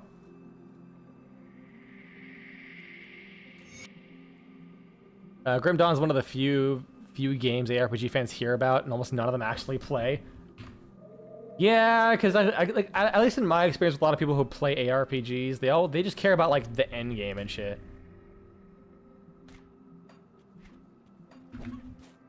It's like everyone just talks about like, oh, what's the like, you want to focus on what the end game systems and like what the grinding and stuff is. And I'm like, man, can we just have one that's just like a good ass campaign primarily, and that's it? You build stuff around it after that. It's why I'm kind of like disappointed that Grim Dawn is not much of an not Grim Dawn. Victor Ram was not much of an ARPG. Because, like, it genuinely, like, it could potentially have, like, changed up the ARPG format quite a bit and been super unique. But it just was more of a twin-stick shooter than it was an actual ARPG. Please die. Thank you. You expect it will get more shine when the expansion hits. The first one that came out after streaming game comes into its own, and the PoE 2 update could be month. That's true. Yeah, it's been a while since the last DLC, hasn't it? Because I've owned Forgotten Gods for ages. I mean, here's hoping. I don't recall the other two really making that big of a splash. But I mean, the fact that they're like, oh yeah, streaming came into its own. You know, that's actually a good point. Yeah. I mean, we'll see.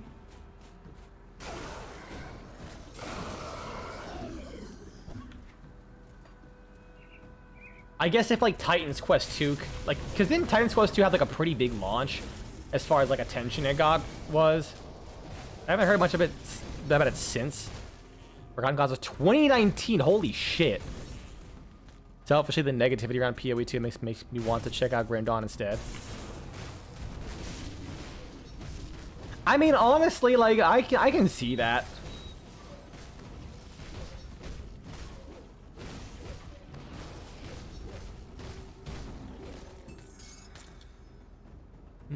That's a lot of random shit. Not much of it that's really useful overall. I can see that. My ass being like, man, all this negativity about Destiny. Can't wait for a lot of people to come into Warframe. I mean, granted, I do understand those are different games. I played a fair bit of Destiny. Like, a couple hundred hours, I think. And I know, like, Endgame and a lot of the content people really like in Destiny, just Warframe does not have. But I still believe it. I still believe there's enough crossover that it could definitely scratch and itch. Like, I enjoy Destiny for a lot of the same reasons I liked Warframe. And that's why I got into it in the first place. It's just that I felt the structure was just overall not as fun. It did feel a little bit more limiting in, like, the build variety that I liked.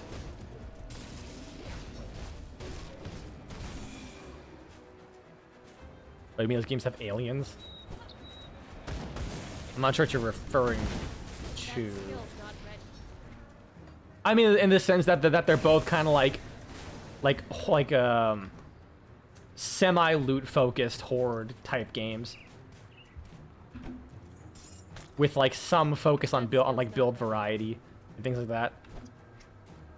Although I say build variety in a bit of quotes, because Destiny, I don't know, Destiny was like super confusing to figure out how to fucking make your own builds in. And the fact that you had, like, I think a big reason I just was not a big fan of Destiny is everything just felt the goddamn same. Like, I really didn't feel like I had a whole lot of feedback that I was doing anything particularly unique or interesting. And then, like, anything that actually promoted me being able to do, like, interesting stuff seemed not particularly great. Like, so, like, when in the time I played Destiny, anytime I got an exotic, it just felt like it was you shoot an enemy with pretty much the exact same feeling weapons as everything else, and it has some mechanic that just equals you did more damage.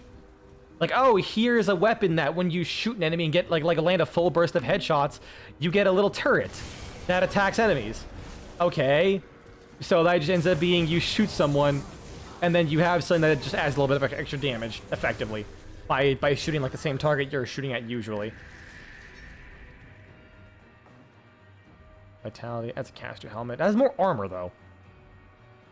Probably could grab that. Yeah, skinny vitality, chaos resistance, defensive ability. I think I might as well at this point. I can't even use level 50. God damn it. Physical damage retaliation, resistances, absorption. Yeah, the fire and bleed is... Oh god, that armor though. That fucking armor though.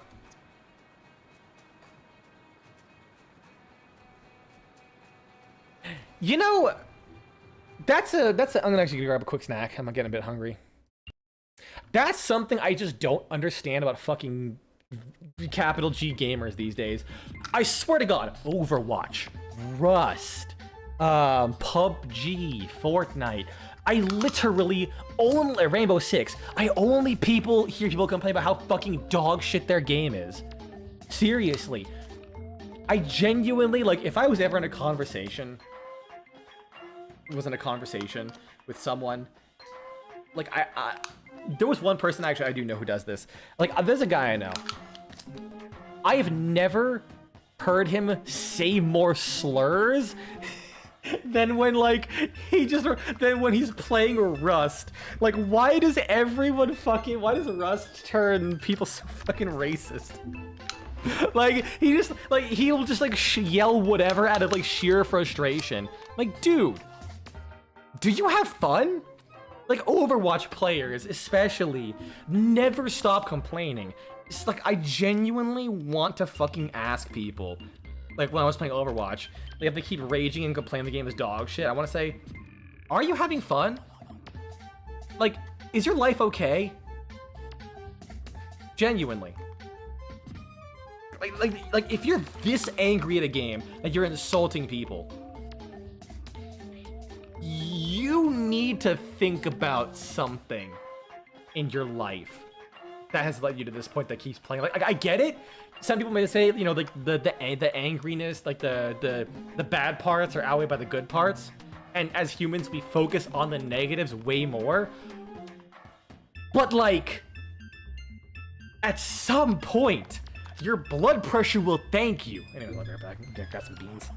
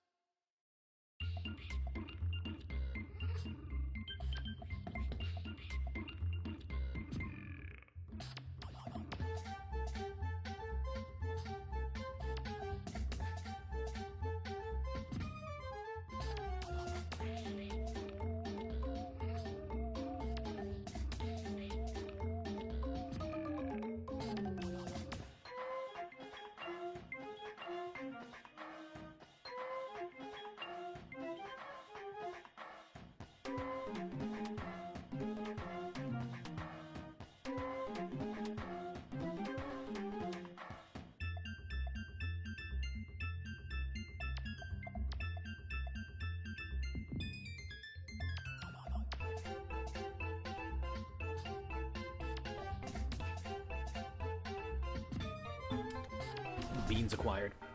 Anyways, yeah, so I will say, as someone who has played Destiny, I will say there's a lot of good things to like about Destiny. There genuinely are. The raids and the dungeons were fucking awesome. I loved it. I think when people who play their game over and over again, they've already talked about the good things they like ad nauseum. Personally, I prefer to continuously talk about the good things I like rather than just endlessly complain about the negatives. But it's very easy for it to be like, well, we already know what's good. So when things go bad, the really deeply entrenched people just only fucking complain because they want their things changed. Not realizing that people who like have lives and like outside of that game and, you know, experience a lot of other things might not know that there's actually a lot of good things about these games that only keep people bitching. Because genuinely, if it wasn't for the fact that I was open to trying Destiny, because it seemed cool, if I just went off what people said, I would straight up just be like, what the fuck? People don't like this game? Like, do people like this game? I don't know. It's kind of one of the reasons why I don't want to play Overwatch again. One, I know I'm just bad at FPS games. I don't like how Overwatch 5v5 has gone. Like play style wise, it's just not the game I came for anymore. But like also the constant negativity, because it also does seep into like the individual matches. Like I said, when I played Overwatch, people just complain constantly. I'm like, dog, I'm just here to play the game and have fun. I'm having fun. I'm saying good game, everyone, even though we lost horribly. It is what it is. And then I'm like, good game, lads. We'll get them next time. It is what it is. Someone just says, no, BG, fuck you. And I'm like, whatever. Whatever, man.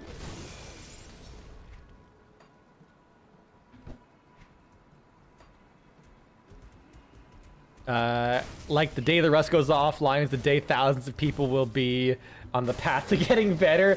Same with League of Legends and Dota, dude. Oh my god. Same with those games. Another reason why I don't want to play Deadlock. Because I know it's going to be like the same shit as like Dota and everything. Like, because like when you have, it's especially when you have a game that is so heavily teamwork reliant, where like one person doing bad, PvE game, a single player game. Oh, I mean that was like the main reason Overwatch fucking went to shit in the first place. Because like shortly after Overwatch came out and they were popular, I think this came out in like an interview or something like that. Like shortly after Overwatch became popular, no one on the Overwatch team had interest in PvP nor experience. So when they were like, oh, Overwatch is big, let's work on the PvE stuff. They put so much of their time and effort into the PvE stuff that, you know, Overwatch ended up being the way it is. Honestly, I still think Overwatch, when it originally came out, was still really fun for PvP. But also, that was to a degree people didn't understand the nuances and the balance. Deadlock becoming a is going to become the worst cesspit when it releases. Oh, absolutely.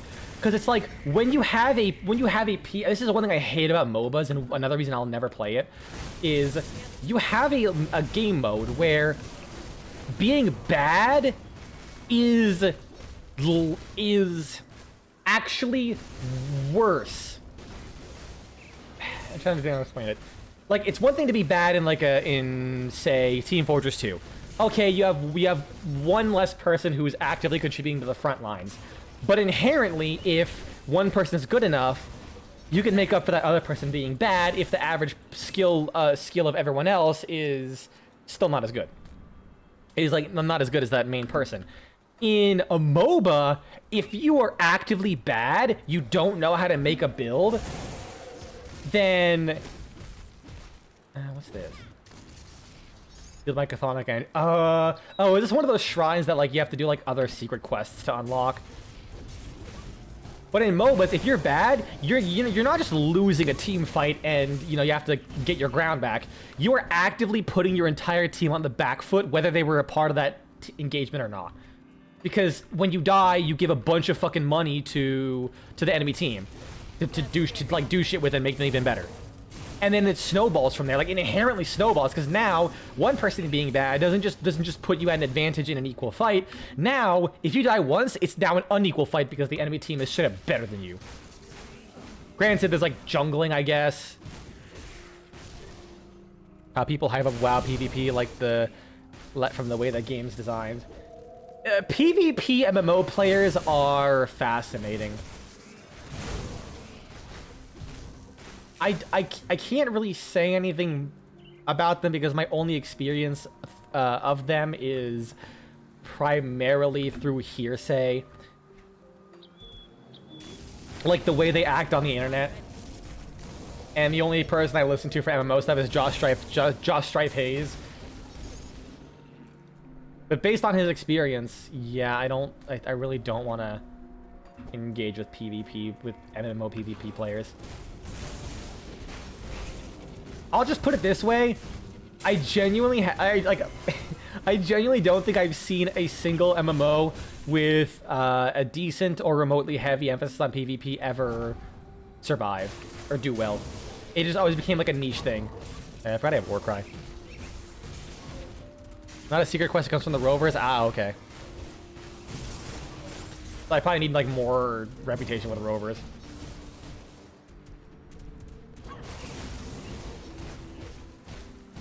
He just fucking charged at me and just fucking ragdolled him when he hit my ass.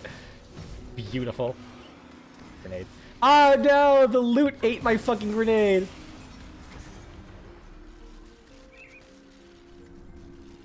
Fuck off. I did not just get another copy of this. You're shitting me. You are actually shitting me right now. You know what's funny? I think it's worse. It's actually worse in every single way except for the 1 fucking percent. Acid damage. Oh wait, no, and 1% retaliation damage. The only thing that kind of works when it combines both PvP and PvP. The only thing that kind of works when it combines both PvE and PvP, not separate. Like, well, I guess isn't that kind of MOBAs in a way? Because you have the whole jungling thing. Oh, you see with MMOs. Shit, you're right. But even then, like, the thing with PvP is, like, in the way that an MMO works, correct me if I'm wrong, wouldn't it just end up being the case where, like, it'd just be so easy for, like, higher tier people to just be entrenched and just kind of dominate? Like, you know what? I guess I can see that because there is RuneScape. RuneScape, like, I will say, does PvP fairly well. Where, like, generally you don't have to engage in PvP at all, but there is definitely some aspects of the game where you have to do in the wilderness and are, like, real. They can be worth doing. And there's enough safeguards that it's like, it's not too bad. That's the MMO lifestyle. Yeah, that is a big problem for sure. That's just why I don't think doing that in like anything that's like a long-term scale is like a good idea. Like Rust as well. Like if I joined a Rust server right now, there's just like a bunch of fucking people who like take shifts like overnight, you know, building their giant castle. Like it'd basically be like I just have to like hope I never see someone and assume everyone's hostile. If I was a new player.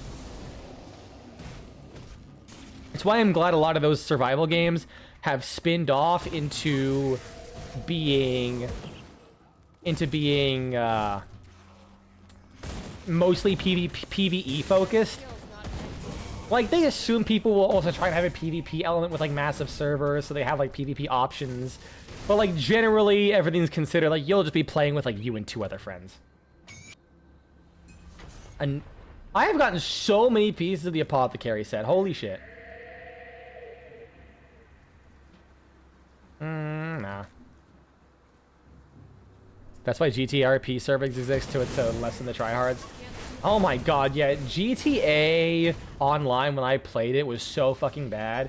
And the fact that it's only gotten worse where you can pay to win so damn hard was fucking crazy. Like at any time, you could just have a dude roll up. This is like around the time it came out. You have a dude roll up in like a fully armored car that was like completely bulletproof. You basically needed RPGs to kill them. They could just fucking like just harass the shit out of you. And I think unless they actively fired at you enough, if you did anything to like deal with them, you would like end up being penalized instead.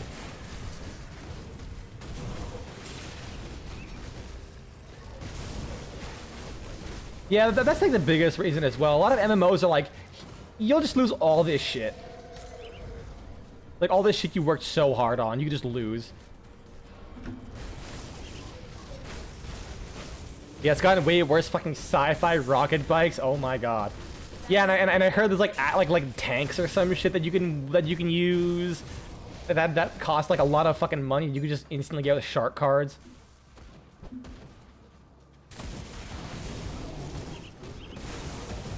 Anything PvP in like a long-term kind of game always just ooh.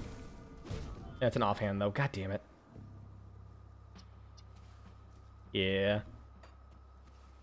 The settings doesn't work as easy to troll people. Yeah, that's what I do recall also being a thing. It is easy to troll people regardless of the settings. The RC tank, the Rhino, and the Kanjali were the ones when you still played. There's several? Oh no. Finger of... Wait, is it literally a finger? Fuck right off. The fallen guard helver had only one thing to say to his executioners.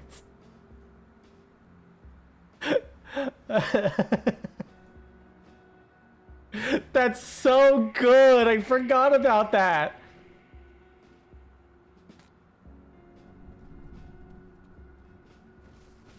I totally forgot that this game had a middle finger on a stick. What? I actually don't think there was an enemy there. I just kind of decided to throw a grenade. The Rhino was the only one from the base game. The others came later and outclassed the Rhino in every way. Oh, there was one in the base game. Huh. I guess I just never saw it. I only saw like the weird armored Lamborghini that like 90% of weapons couldn't touch. Have you gotten that certain epic pants? No, I've only ever gotten like 2, which is like this one and like another one, I think. If it's when the way you worded, I'm almost certain I would know if I found it. What is this certain epic pants? I am very curious.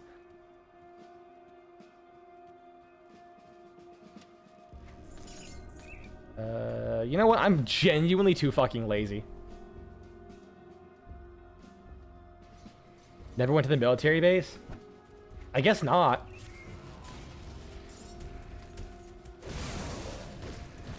Oh, is it like a guaranteed drop? Not gonna spoil it? Ah, oh, damn, okay. I guess we'll see. Although it definitely won't be this stream because I'm gonna be probably calling in a couple minutes. For reference, I played GTA like pretty damn long time ago.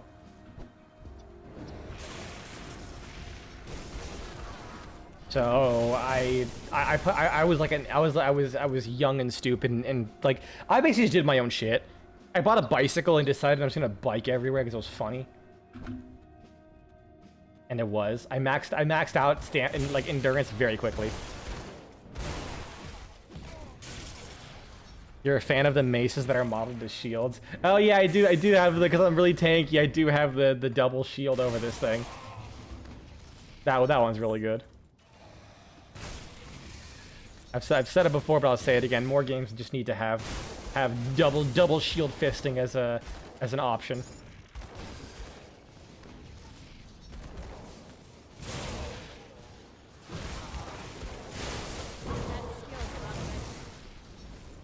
Nah.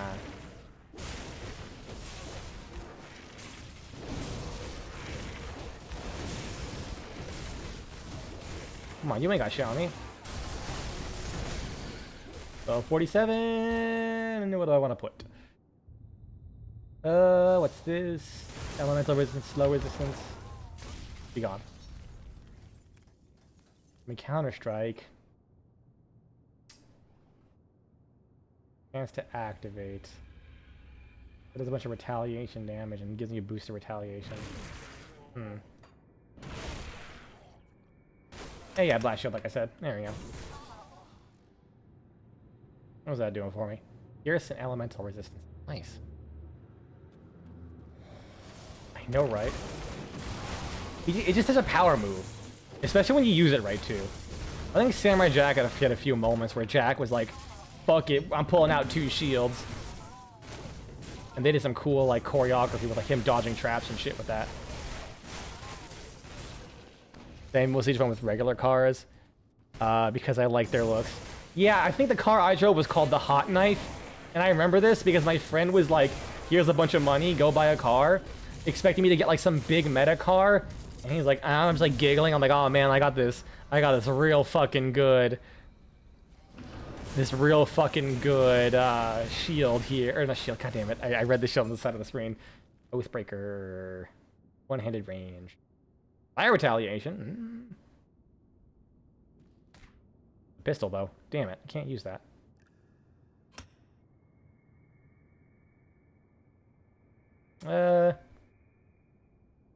I mean, it actually gives me less retaliation anyways. Elden Ring had the giant slab shields. Oh yeah. Dark Souls 2 had those first, and then Dark Souls 3 had the dual shields. So I'm glad Dark Souls at least is pretty fucking based and has double shield action. It's just Dark Souls 1 was the one that didn't. And like technically you could dual wield shields, but there's no moveset, and you pretty much only ever use one because they were super slow. It was theoretically possible. Absolutely, just not practical. Because the damage is pretty low.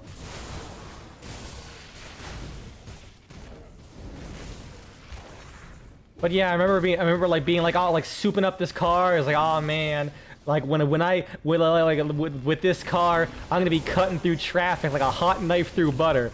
And he was like, what car did you buy, you dumb fuck? And I pull out with this fucking dumbass antique car. He's like, I hate you so much.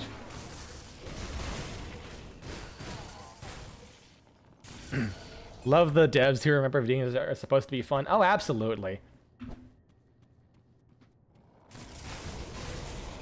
You know what? You know what? I'm actually glad Destiny fucking died because of one reason and one reason only.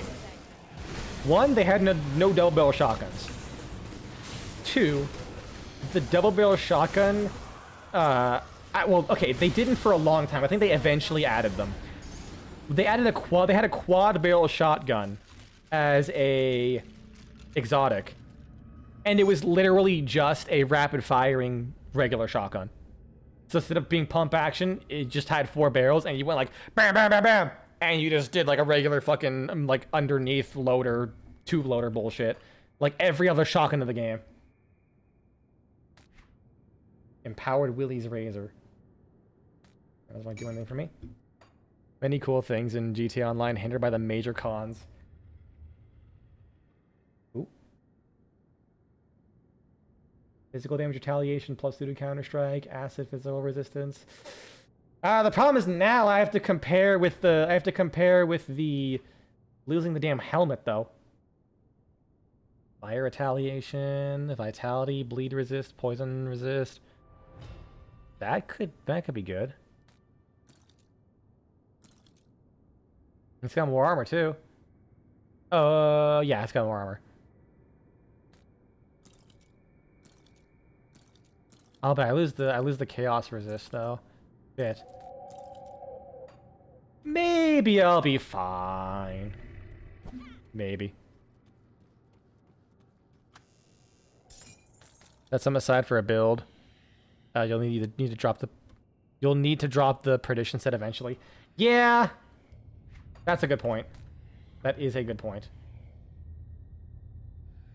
What is? Rain of Fire. Wait, that sounds fun though. Damn. Damn, I'm not using that though. Wait, did I ever? No, I didn't. And health and aether resistance. Turn back and I'm still on full HP.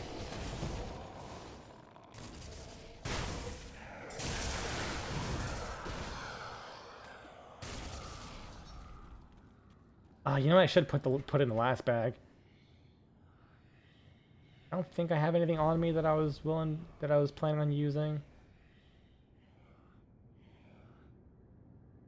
Where was that thing I just found? These shoulder guards.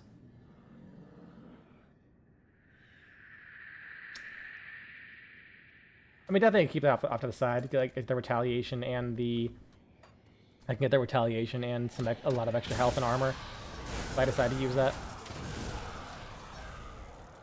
Aggressive Eldritch Tome of Scorched Runes.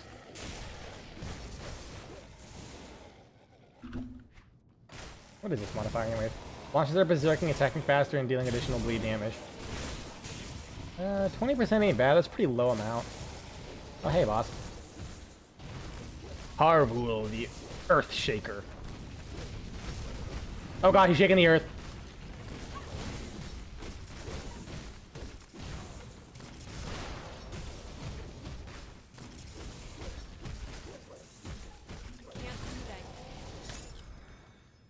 I will say there is one nice thing about Warframe as a whole. Generally, the people don't complain about the game too much. Like, yeah, there's issues, especially when updates go like real bad. But as a whole, like, people like the game. Wait, I just make Warcry just deal a flat amount of damage? Are they mine? I don't know what I have that would do those rocks. I've never seen them before. One thing I like about this game are the combination of attack types, which are described by the effect design. Fire, cold, lightning equals elemental damage, equals purple/white particle effects.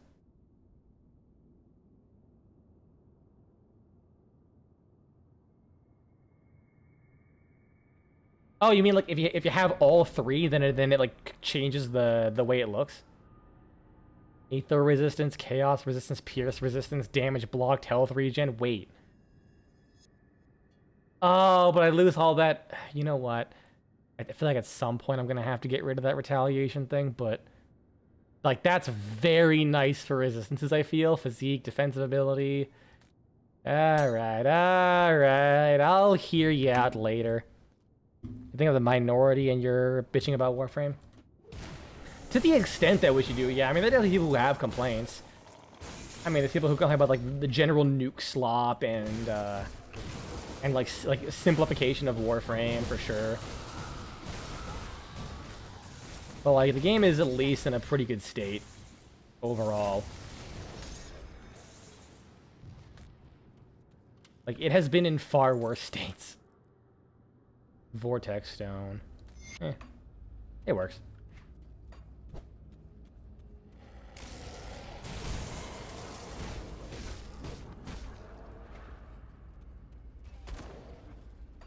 Wait, did I... Was that the final boss of this area? I guess that was, yeah. Alright, cool. I'll grab this chest. Ah, hidden spoils. Nice.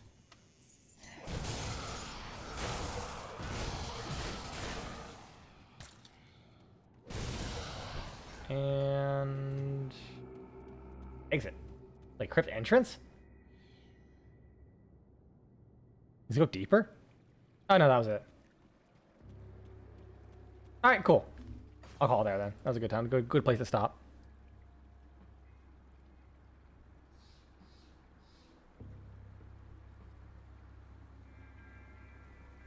Oh yeah, Path of Exile is another game. Oh my god, when I first played Path of Exile and I was like conversing among the Path of Exile community, it was generally fine. You know, people did have like a slightly elitist attitude of like hardcore and stuff like that, where they just some people just kind of assumed that you were just playing hardcore, as if that was like the main way to play. As you watch someone like have a fucking logout bind, like that's somehow good game design. I will never get over that shit. But like over the years, oh my god, that place got so goddamn sour about the game. Like, anything happens, like, they buff something, like, oh, guess it's the so-and-so meta now. It's like, have you guys ever had a... Okay, sit down for a second, Dragon. We're gonna have a quick conversation. So, in hardcore Path of Exile, this is encouraged by the developers because the developers were, like, big Diablo heads, and I think they even, like, they say, like, oh, yeah, we kind of designed with this in mind, like, expecting people to do this.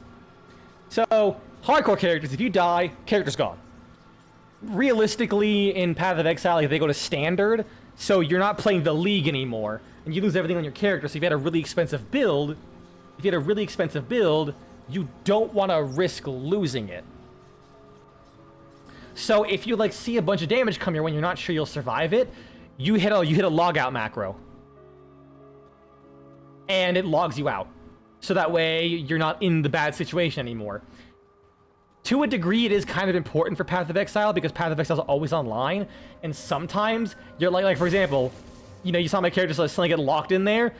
Imagine your internet just went out for a second, or like Path of Exile server just died, so you're like this, and you're like, oh shit, log out, and then you come back and you have to like hope your character, like the packet got sent in time, so you logged your character out and you didn't die. That skill's not Like that's fair. I don't know why you'd play a game where getting through the campaign just to start your character and then ramping up your character takes at least 15 fucking hours. Let's say 10 if you're really good. And you just want to, and you like the thrill of that time going to waste. I don't know what I do with Path of Exile personally, but yeah. If you're expecting someone to sympathize with the hardcore gaming crowd, where did I turn this in? Oh, the Stars Bastion. Like, I can understand why you'd like it, I just can't relate to it at all. Like, if you trust your life not in the hands of the game, but in the hands of just turning the game off when you're afraid of being in a bad situation, at that point, I'm gonna call you a pussy. Like, if you want to enjoy the game, fine. I get that. Fair. Be a man and accept your damn consequences. But the problem is, and this is also a fair criticism, Path of Exile is very spiky in damage. Like, you can be at 10, like max HP, and if a particular combination of bad modifiers comes up, you can go down to like 90% health in like 1 frame. So people like reflexively hit log out. Fair enough.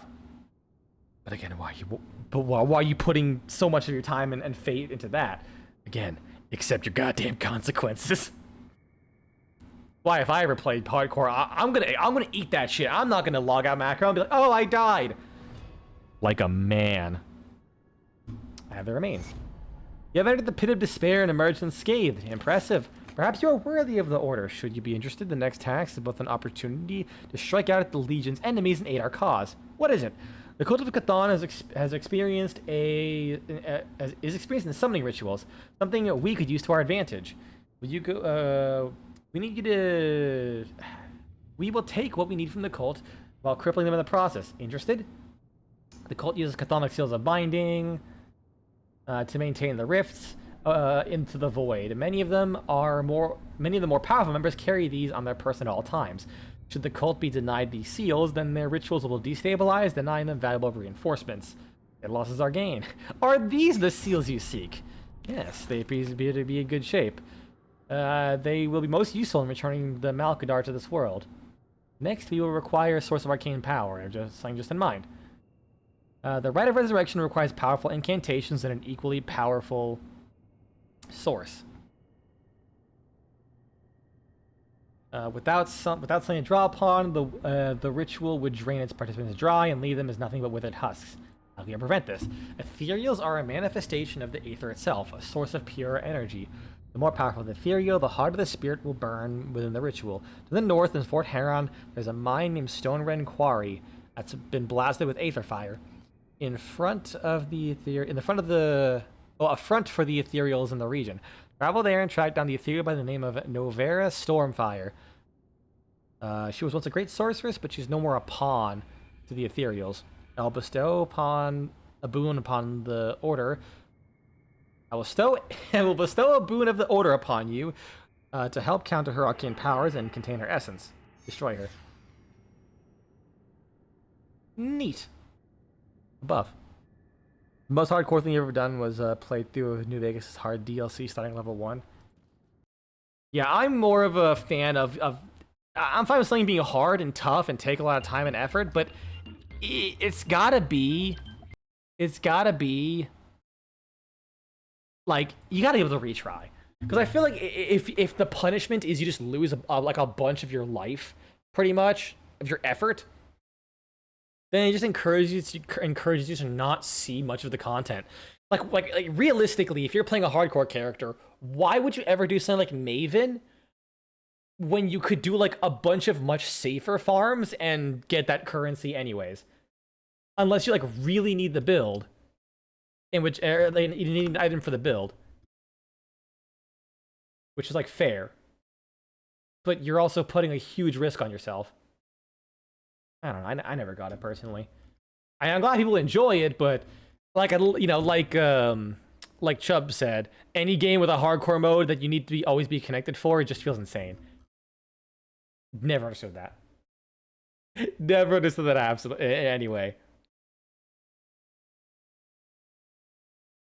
But hey, it is what it is. All right, yeah. The times for the next games are on stream. I do like a half day on Thursday, and then I work that Friday. No, I work Saturday. I'm pretty sure I work Saturday. Yeah, no, I work tomorrow, half day, Thursday, off Friday, and then Saturday. But I'll just stream on Sunday, so I can like get some more rest. Take care, y'all. Thanks for stopping by.